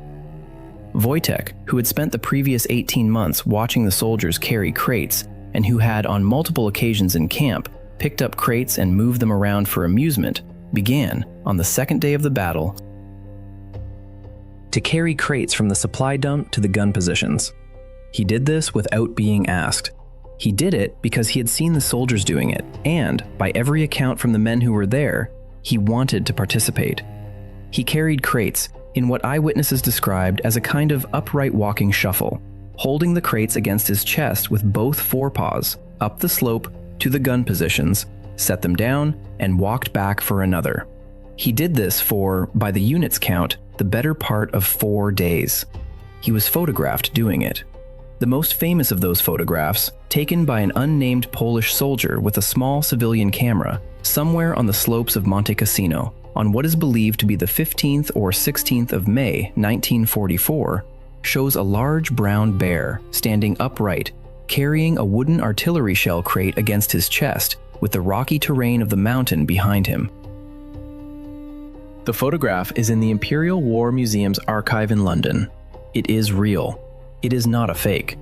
It is one of the most extraordinary single photographs of the entire Italian campaign. How many shells did he carry?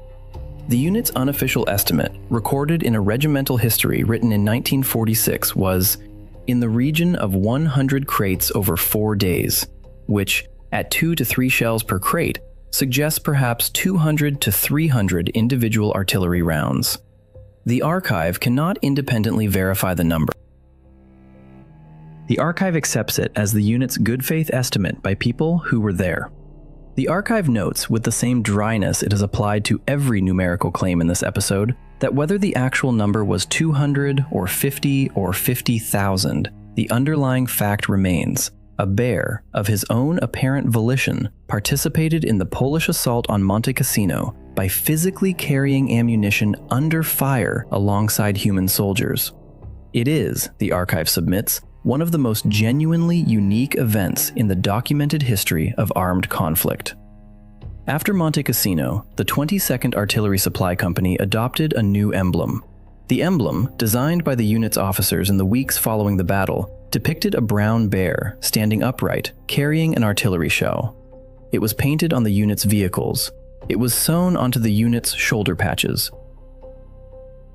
It remained the unit's official emblem for the remainder of the war and was retained, decades later, by the post-1989 Polish Army formation that traces its lineage to the 22nd Artillery Supply Company. The emblem can be seen today on Polish military vehicles in NATO exercises.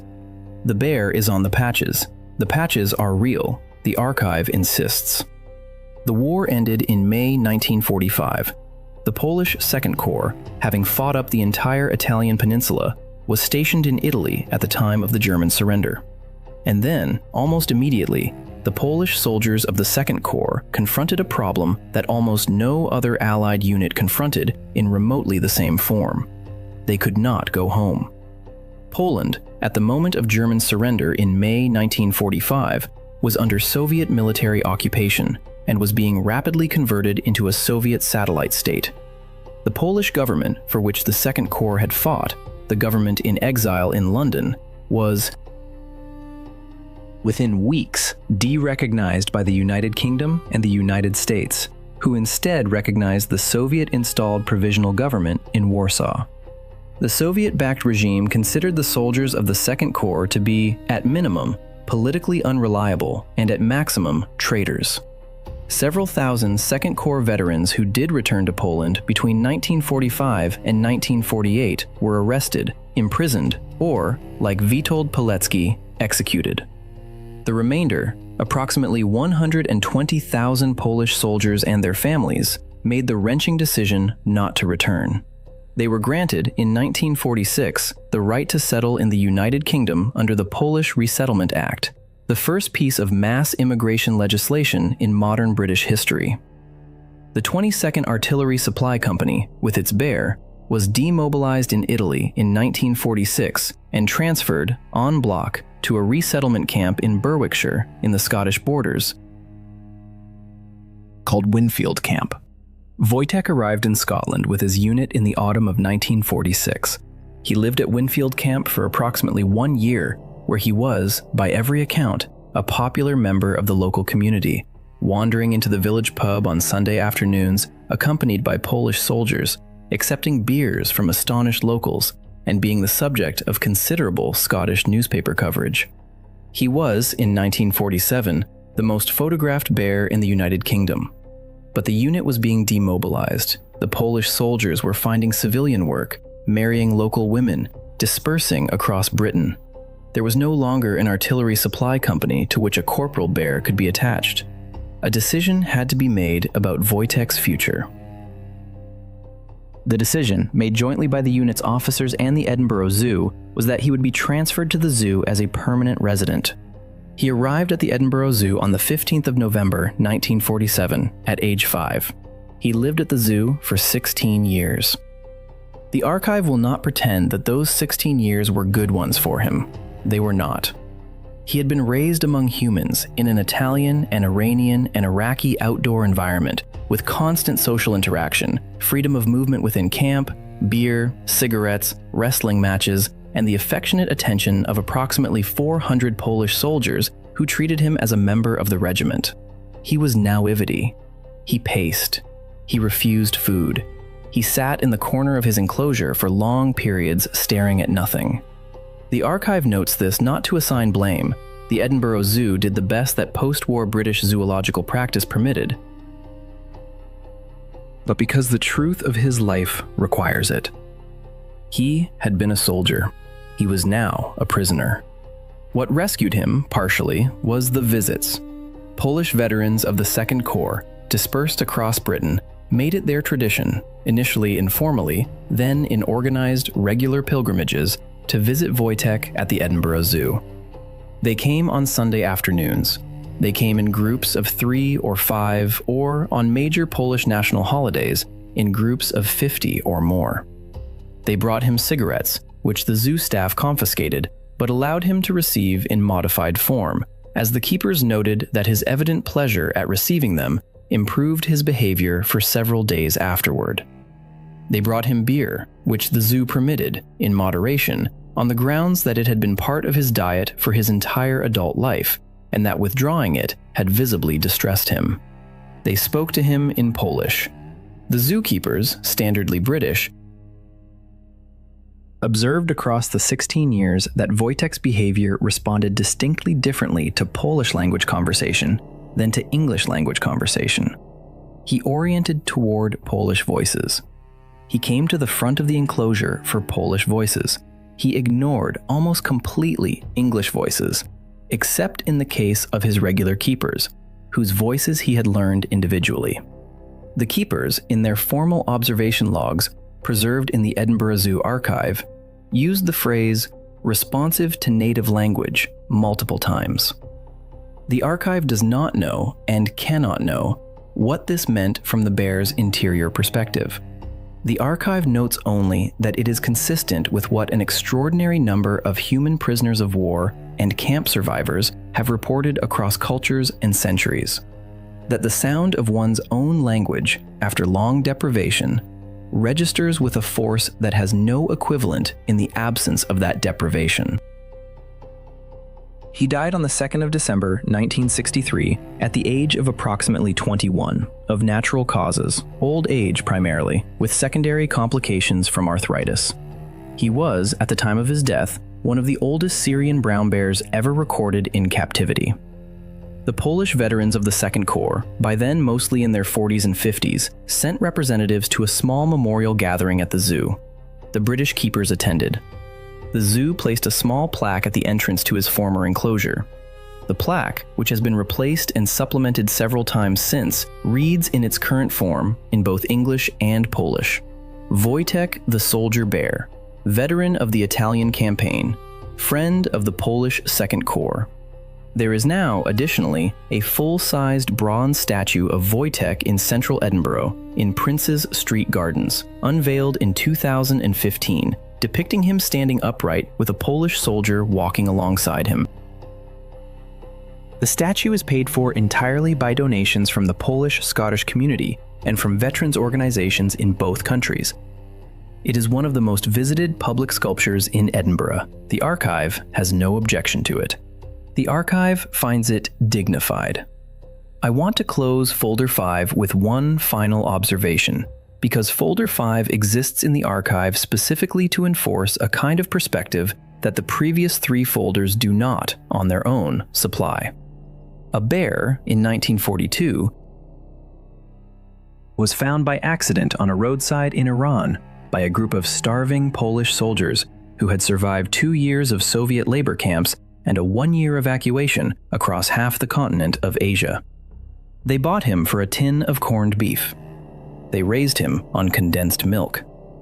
They taught him to wrestle and to drink beer. They formally enlisted him in their army to evade a British shipping regulation. They took him through the Italian campaign. He carried artillery shells up Monte Cassino under fire. He went with them to Scotland when they could not go home. He spent the second half of his life in a stone enclosure in a cold city, comforted on Sunday afternoons by the same men, slowly aging, who had carried him as a cub inside their coats 2 decades earlier. The archive submits the following.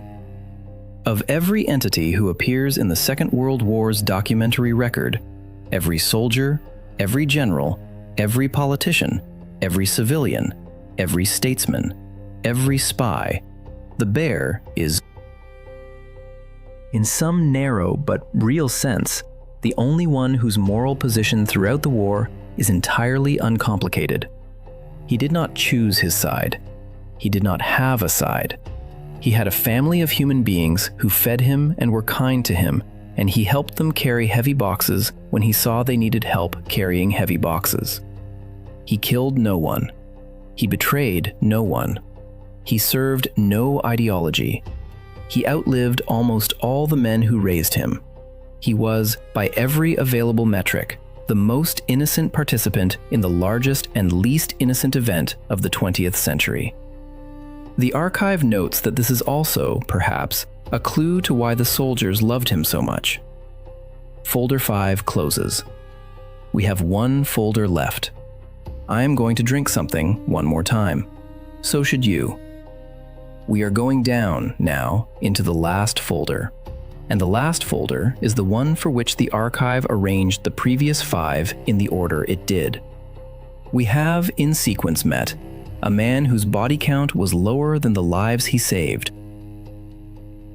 A man who walked into hell on purpose and was murdered by his own state for telling the truth about it. A man who was very good at killing for a regime that should not have existed. A woman who killed 309 human beings before her 27th birthday and drank herself to death over the next 30 years. A bear who carried artillery shells and was loved. The lives of these 5 entities, in their respective ways, all ended. All of them paid, in some currency, for their participation in the war. The man in folder 6 did not pay.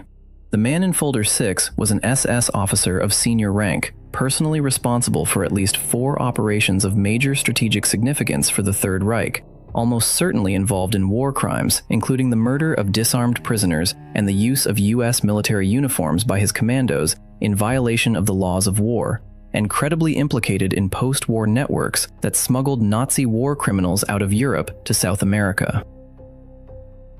He was tried at Dachau in 1947 by an American military tribunal. He was acquitted on the principal charges. He escaped from a holding camp before further proceedings could be brought against him. He spent the next 30 years living openly, lavishly, in Franco's Spain, running an import-export business, accepting a steady flow of distinguished visitors, including several Western intelligence officers who hired him for various ad hoc operations during the Cold War, and, in a detail so improbable that the archive must repeat it, working on contract for the Israeli intelligence service Mossad in the early 1960s to assassinate German rocket scientists who were assisting Egyptian missile development. He died in his bed in Madrid on the 5th of July, 1975, at the age of 67, of complications from lung cancer. He was buried in Vienna with full Austrian military honors, attended by an estimated 500 mourners, including former Wehrmacht and SS officers, who gave the Nazi salute at his graveside. No criminal court anywhere in the world ever convicted him of anything. His name was Otto Skorzeny. He was, according to a wartime British intelligence file that has since been declassified, quote, 52. He was, according to the post-war Soviet KGB file on him, quote, 53. He was, according to the archive, the test case, the example the 20th century left us of what happens when a man on the wrong side is sufficiently useful, sufficiently charming, sufficiently well-connected, and sufficiently lucky to walk through the doorway between the war and the post-war without paying a meaningful price. We will give him his folder. We will give him the same factual treatment we have given the others. We will not soften him. We will also not pretend, in the moralistic register that the archive distrusts, that history __quote _54 _ it did not. He died comfortable. He died respected in certain circles. He died with a wife, a daughter, a successful business, and an obituary in the Spanish press that described him as __quote _55 ____. The archive submits this to you as the final piece of evidence in this episode, and the answer to a question we have been circling for the last 5 hours. The question is, does the war end? Folder 6. The label, in faded German typescript on a captured personnel file recovered from the Berlin Document Center. Skorzeny, O. SS Obersturmbannführer.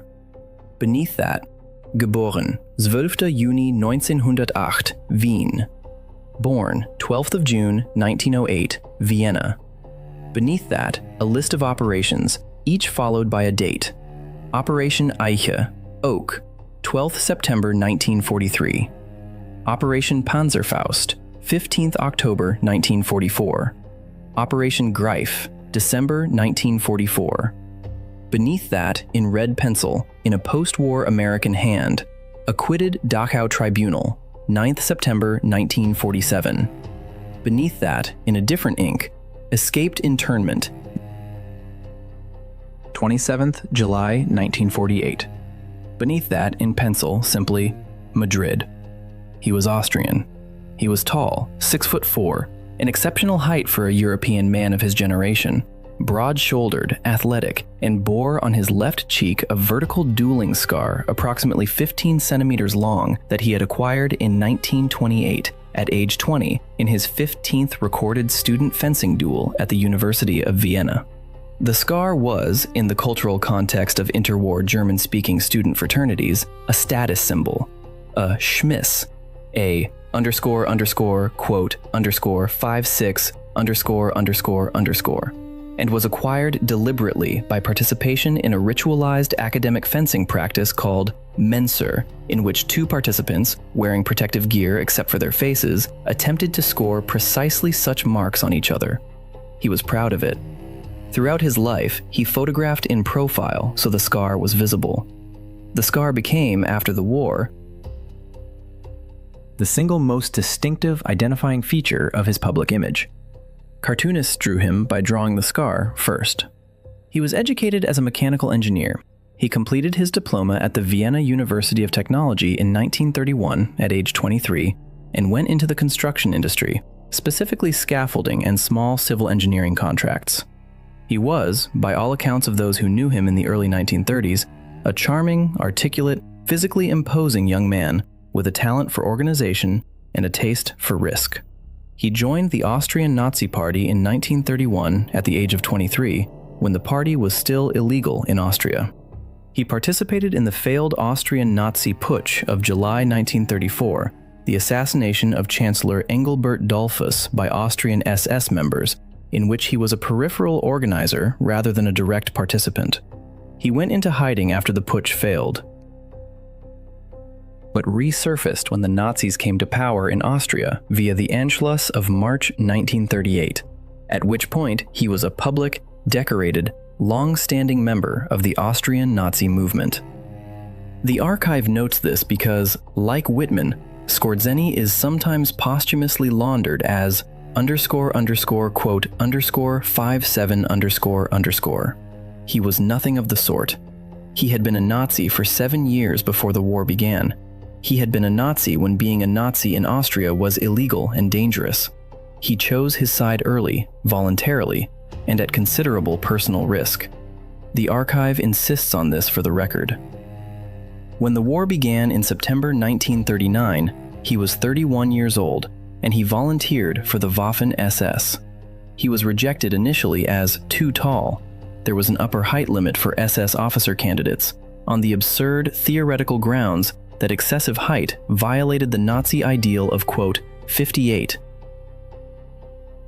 But his political credentials and his engineering qualifications got him admitted by special exception.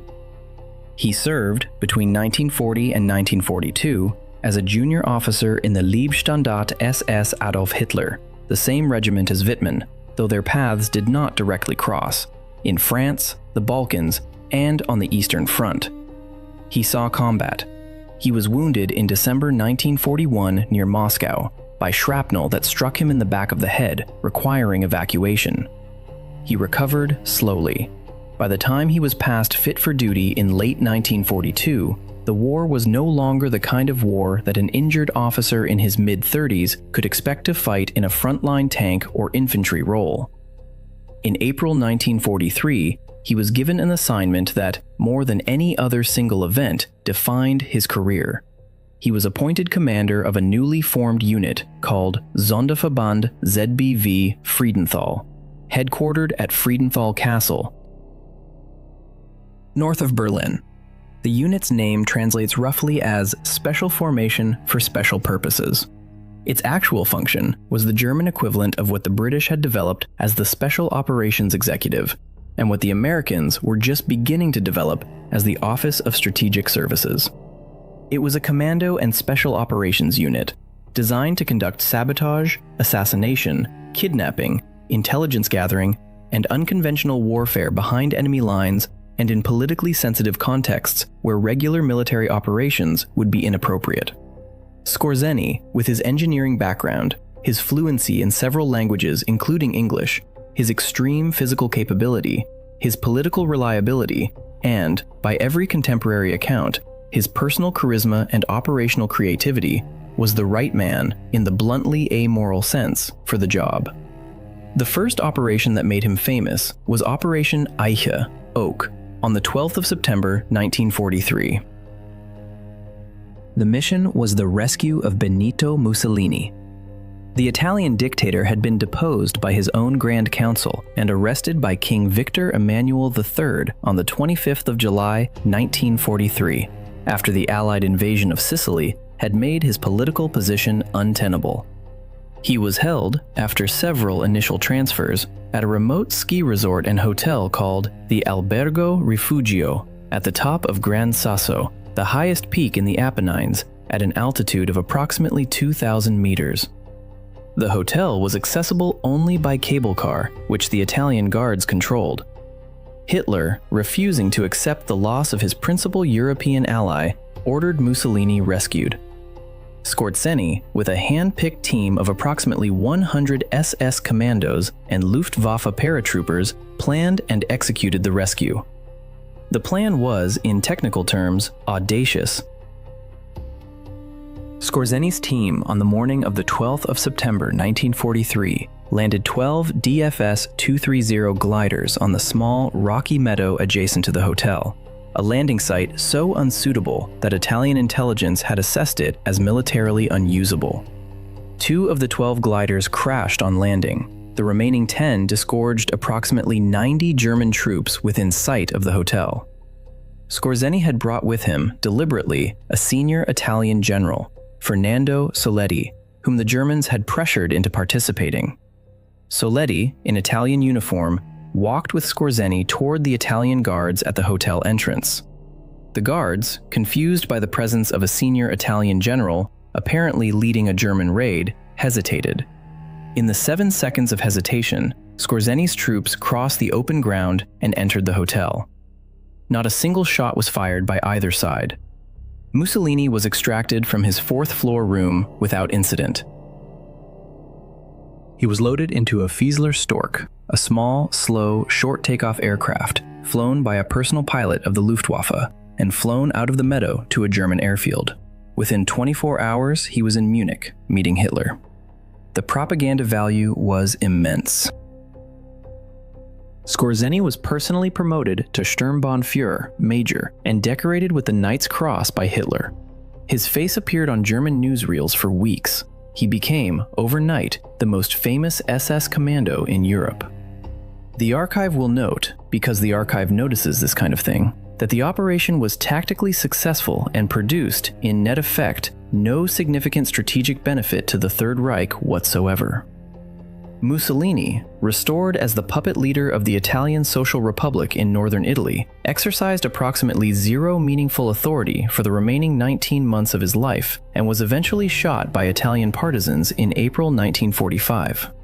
The rescue was, in cold strategic terms, a publicity stunt. The publicity stunt was, however, extraordinarily well executed, and it created the personal legend on which the rest of Skorzeny's career rested. The second operation, Panzerfaust, in October 1944, is less well known but more revealing of his methods. The Hungarian regent Admiral Miklos Horthy, recognizing that Germany was losing the war, had begun secret negotiations with the Soviet Union for a separate peace. Hitler ordered Horthy removed from power before he could complete the negotiations. Skorzeny was sent to Budapest to make it happen. He executed the operation in 2 stages. First, on the 15th of October 1944, he kidnapped Horthy's son, Miklos Horthy Jr., by ambushing him during a meeting in Budapest under cover of a fake business negotiation, rolling him in a carpet and driving him to the airport in the carpet. Jr. was flown to Mauthausen concentration camp as a hostage. Second, the following day, Skorzeny led an armed assault on Castle Hill, the seat of Hungarian government, with a column of armored vehicles. The Hungarian palace guard, given the choice between resistance and surrender after their leader's son had been kidnapped, capitulated within 30 minutes at a cost of 7 dead. Horthy, presented with the situation, signed his abdication and was placed under German custody. The pro-German Arrow Cross fascist movement was installed in his place.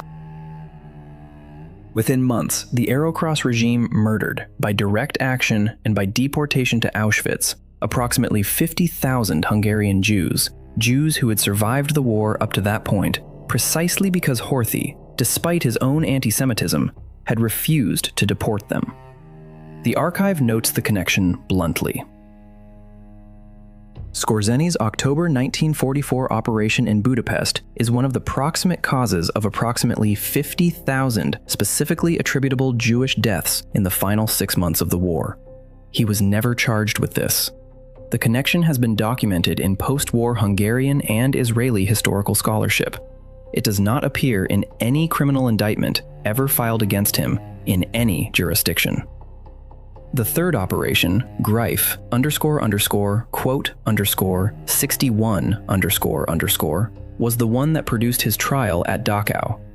In December 1944, during the German Ardennes offensive that became known in English as the Battle of the Bulge, Skorzeny commanded a special unit of approximately 2,000 German soldiers, of whom approximately 150 were specifically selected for being fluent in American English and were equipped with captured American uniforms, captured American small arms, captured American jeeps, and captured American identification papers.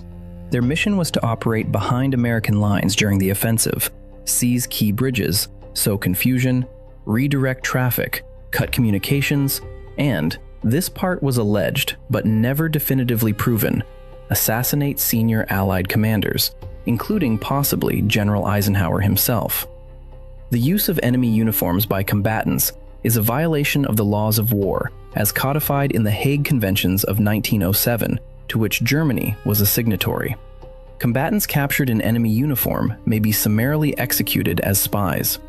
Approximately 18 of Skorzeny's commandos were captured in American uniform during the Ardennes offensive. All of them were executed by firing squad, after summary courts-martial, by the United States Army in December 1944. Their executions were lawful under the Hague Convention. The legal question that arose at Dachau in 1947 was whether Skorzeny, as the commanding officer who had ordered them to wear those uniforms, was himself liable for war crimes for issuing the order.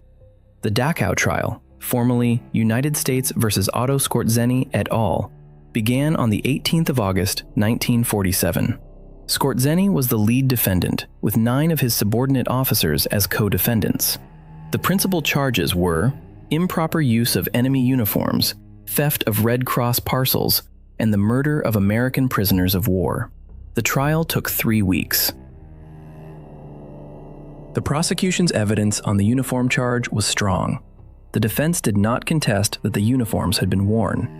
The defense strategy, executed by Skorzeny's American Defense Counsel, a U.S. Army colonel named Robert Durst, assigned to the case, was instead to call as a defense witness a senior British SOE officer named Forrest Yo Thomas, codename the White Rabbit, who had himself worn German uniform on operations behind German lines during the war, and who testified, under oath, that the practice of using enemy uniforms for infiltration purposes, provided the uniforms were removed before active combat began, was understood by both sides as a gray zone operational technique that was widely practiced and widely tolerated. The prosecution had no effective rebuttal because the prosecution knew Yo Thomas was telling the truth about Allied practice. On the 9th of September, 1947, the tribunal acquitted Skorzeny and all 9 co-defendants of all charges. The archive will pause here for one observation about the Dachau acquittal. because the observation is structurally important. The acquittal was, in narrow legal terms, defensible. Allied Special Operations units had used enemy uniforms. The principle of tu quoque, you too, is not, technically, a valid legal defense in international criminal law.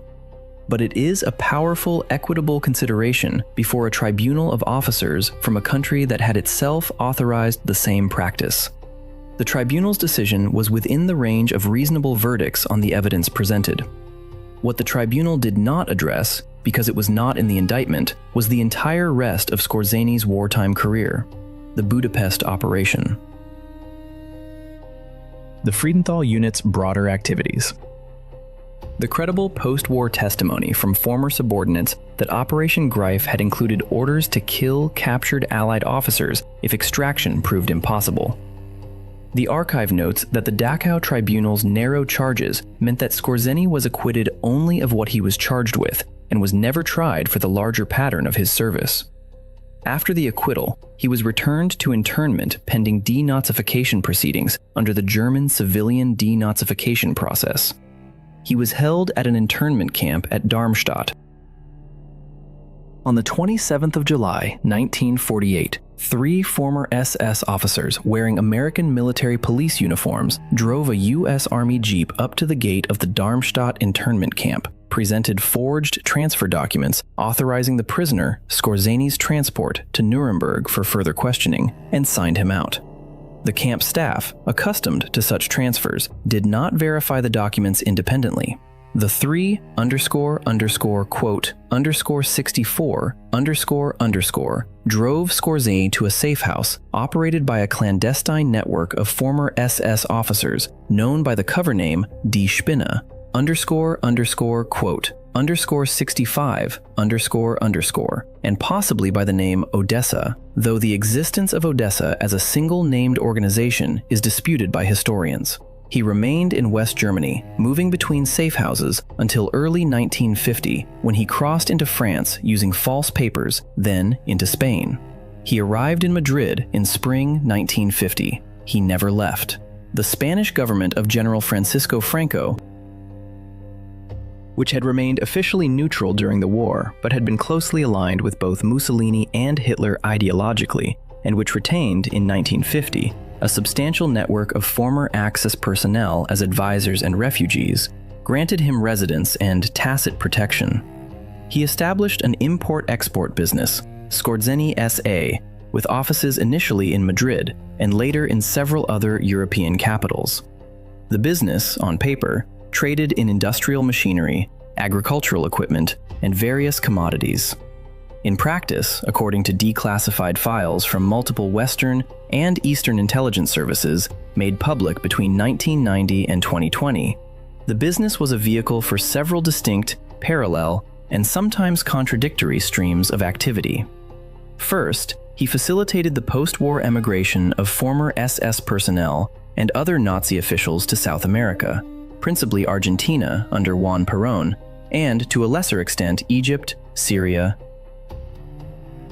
and other Middle Eastern states. The exact number of individuals he assisted in this respect is disputed. The figures range from 66 in the most conservative scholarly estimates to __quote_67__ in the broader claims of investigators like the Wiesenthal Center.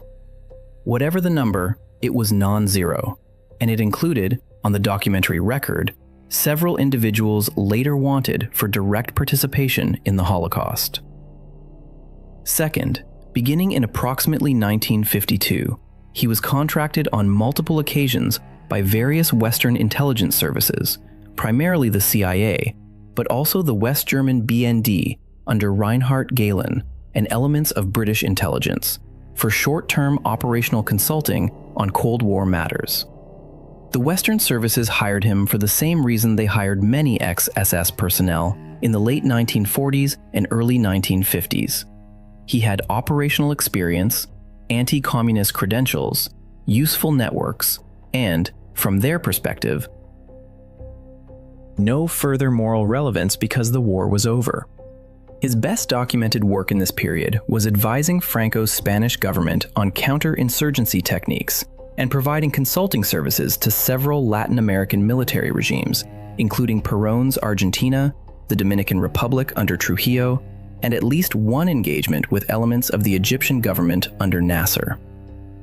Third, and most improbably, between approximately 1962 and 1964, he worked on a contract basis for the Israeli intelligence service Mossad. The contract was negotiated through an intermediary, a Mossad operative named Rafi Eitan, and concerned a specific operational problem. The Egyptian government in the early 1960s had hired a number of former German rocket scientists to develop ballistic missile technology that Israel considered an existential threat to its security. Mossad's preferred method of stopping the program was to discourage the German scientists by means including assassination of selected senior figures. Mossad needed someone with the operational network and the German connections to identify, locate, and in some cases, physically eliminate these individuals. The job was offered to Skorzeny. He accepted. His specific motivations for accepting were described by Eitan in interviews given much later as a mix of a substantial cash payment, a personal request channeled through Israeli intermediaries that Mossad would in exchange refrain from targeting Skorzeny himself for any future war crimes investigation, an exchange Eitan confirmed occurred, and, Eitan claimed, plausibly or not, Skorzeny's belief by the early 1960s that the Soviet Union and its Arab allies had become the more pressing threat, and that working with Israel was therefore consistent with his own anti-communist worldview. Skorzeny carried out the work. At least 3 German scientists involved in the Egyptian rocket program were killed or seriously injured in operations between 1962 and 1964 that have been credibly attributed, in part, to operational planning provided by Skorzeny. The most notable was the death of a German scientist named Heinz Krug, who disappeared in Munich in September 1962. Krug's body was never found. Eitan stated in a 2016 interview that Krug had been killed by a Mossad team, with Skorzeny providing tactical intelligence. The archive notes the basic structure of this fact pattern. A senior SS officer, complicit in the deaths of approximately 50,000 Hungarian Jews in 1944, was working, 18 years later, as a paid contractor for the intelligence service of the Jewish state, killing Germans on its behalf. The archive submits this not as moral commentary, but as a description of how the post-war period actually functioned, at the operational level, in the gap between the rhetoric of justice and the practice of statecraft. He lived, throughout this period, openly and well in Madrid. He married twice. His second wife, Ilse Lucia, was a niece of Hjalmar Schacht, Hitler's former finance minister. They had a daughter, Waltraud, born in 1954. He owned a substantial house in Madrid and a country estate in Ireland. Yes, Ireland, at Martinstown House in County Kildare, which he purchased in 1959 and used as a vacation home. The Irish government, in the diplomatic context of the late 1950s, raised no objection to his presence. He attended dinners. He gave occasional, carefully edited interviews to journalists. He published, in 1950, a memoir titled Skorzeny's Special Missions, which became a moderate bestseller in West Germany and was translated into multiple languages, including English. The memoir is, the archive notes, accurate on the operational details of his most famous missions and entirely silent on the Budapest operation's consequences for Hungarian Jewry, on his involvement with the Spider Network, and on the Mossad contract. He cultivated, throughout the 1950s and 60s, the public persona of the daring commando, the gentleman warrior, the man of action, the soldier who happened to wear the wrong uniform. He was photographed at Madrid restaurants. He was photographed at his country estate. He was photographed with his daughter on horseback. He was, in the cold sociological assessment, comfortable. He developed lung cancer in 1970. He had been a heavy smoker since adolescence. The cancer progressed slowly but inexorably over 5 years. He underwent surgery in 1971 and chemotherapy from 1973 onward. The treatment extended his life, but did not save it. He died on the 5th of July, 1975, in a Madrid hospital at the age of 67. His funeral was held in Madrid and was attended by several hundred mourners, including former SS officers, members of European far-right political organizations, and a small contingent of Spanish military and diplomatic figures. His body was then transported to Vienna for burial in the family plot at the Doblinger Friedhof, the Dobling Cemetery in northern Vienna, on the 19th of July, 1975. The Vienna burial drew a substantially larger crowd, estimated by Austrian press reports at approximately 500 attendees, of whom a documented and photographed contingent of approximately 150 raised their right arms in the Hitlergruß, the Nazi salute, at the graveside, in violation of Austrian law prohibiting such symbols. Several were photographed, none were prosecuted. The Austrian government, asked subsequently about the incident, declined to investigate on the grounds that identifying individual participants from the photographs would require investigative effort that could not be justified given the elapsed time. The archive notes this with the same flatness as before. As of 2026, Otto Skorzeni's grave remains in the Dobling Cemetery. It is marked. It is visited. The archive declines to speculate further about by whom. The archive will close folder 6 with a single observation, and then we will close the episode. We have now seen, in this episode, 6 trajectories through the Second World War. Leo Major died in his bed at 87, decorated, beloved, more or less intact. Witold Pilecki was murdered by his own state at 47, his body hidden, his name erased for 42 years. Michael Whitman was killed in his tank at 30 in a wheat field in Normandy by a shoe factory worker from Rushden who never bragged about it. Ludmila Pavlichenko died at 58 in a Moscow apartment of a stroke that was technically a stroke and substantively the long-deferred bill for 309 kills she could not stop seeing at night. Wojtek the Bear died at 21 in a stone enclosure in Edinburgh, visited on Sundays by men who spoke to him in the language of his cubhood. And Otto Skorzeny died at 67 in a Madrid hospital with a daughter at his bedside, an Irish country estate in his estate papers, a Mossad contract paid in full, an Austrian funeral attended by men giving the Nazi salute, and not a single criminal conviction on his record in any court anywhere in the world. The archive is required, at this point, to refrain from the moralistic register. The archive does not say, and the lesson of this is, the archive does not draw a tidy thread. The archive simply lays the 6 folders side by side on the table, as it has just done, for 5 hours of your time, and asks you to look at them. If there is a pattern, it is not the pattern we are taught. We are taught that good men are rewarded and bad men are punished, that the war ended in 1945 with the surrender of Germany and Japan, that the moral arithmetic of the 20th century closed its books in Nuremberg. The folders, side by side, suggest something different. They suggest that the war ended on different days for different people. For Wittmann, it ended on the 8th of August, 1944. For Major, it ended in the late 1940s when he came home to Montreal and started a contracting business. For Pilecki, it ended on the 25th of May, 1948, in a basement at Mokotów prison. For Wojtek, it ended on the 2nd of December, 1963, when an old bear lay down in straw and did not get back up. For Pavlichenko, it never quite ended. It slowed, decade by decade, into a quiet, alcoholic grief that finally completed itself on a Sunday in October 1974. For Skorzeny, it ended at his own pace, in a hospital bed, with the satisfaction of a man who had walked through the doorway and out the other side, carrying everything he wanted to carry. Justice, the archive submits with no satisfaction at all, is not a pattern in this distribution. Luck is. Neurology is. Geography is. Whose flag was flying over your country in May 1945 is. Whether the people who came to arrest you spoke your own language is. Whether the intelligence services of the new global order found you useful is. None of these factors track moral merit. The archive notes this with no triumph and no despair. It is simply how the books closed. It is how the books continue to close.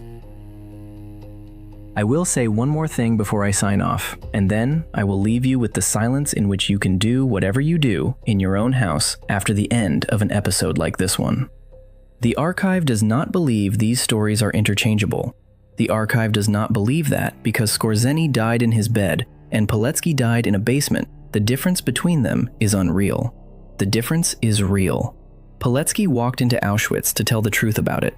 Skorzeny put Hungarian Jews on trains to it. They were not the same. The fact that the world rewarded one and erased the other does not make them the same. It makes the world a worse witness than it pretends to be. That is a different statement, and the archive will stand behind it. But the archive will also stand behind this. Leo Major did not save the world by saving Zwolle. Witold Pilecki did not save the Jews of Auschwitz by writing his report. Ludmila Pavlichenko did not end the Wehrmacht by killing 309 of its men. Wojtek did not win the Italian campaign by carrying ammunition up Monte Cassino. Each of them did, in their own circumstances, what was in front of them to do. The doing of it did not, in any case, produce a clean outcome. Major lived. Pilecki was shot. Pavlichenko was hollowed out by what she had done. The bear was loved and outlived his soldiers and died alone in a stone room in a cold city. The doing was not, in any of these cases, redeemed by the outcome. The doing was its own thing. It was its own currency. It did not convert into the currency of justice or peace or rest. The archive submits that this is, perhaps, the only useful thing the 20th century has to teach the 21st. And the archive submits it without confidence that the lesson will be learned. The lesson is, do the thing in front of you, because it is in front of you, and not because the universe is keeping score. The universe is not keeping score.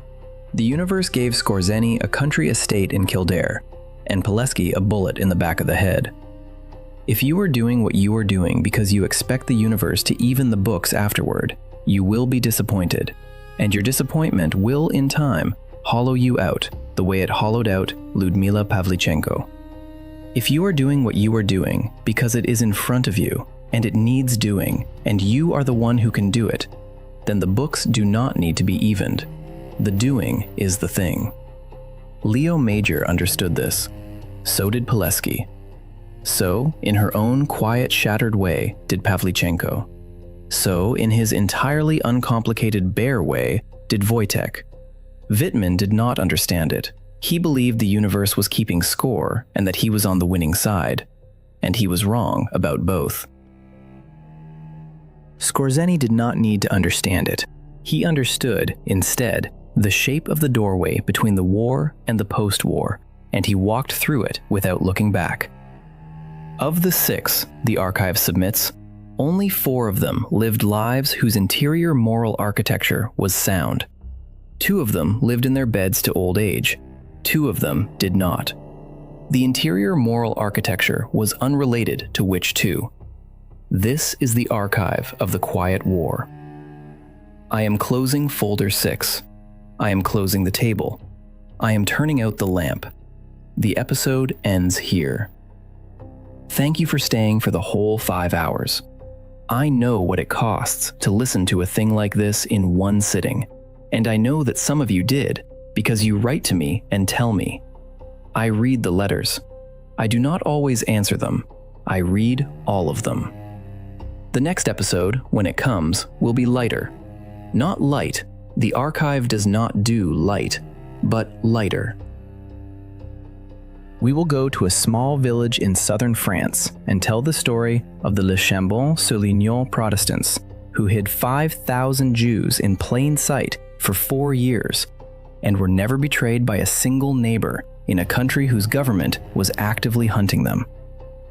It is a story of how an entire community, without weapons, without spies, without intelligence services, simply chose to refuse. and made the refusal hold. It is a story I have wanted to tell for some time. I have been saving it for after a heavy episode. This was a heavy episode. The next one will be the village. Until then, take care of the people in your house. Take care of yourself. Do the thing in front of you. The universe is not keeping score, but the people in your house are. And that is the score that turns out, in the end, to matter. This has been the Archive of the Quiet War. Good night.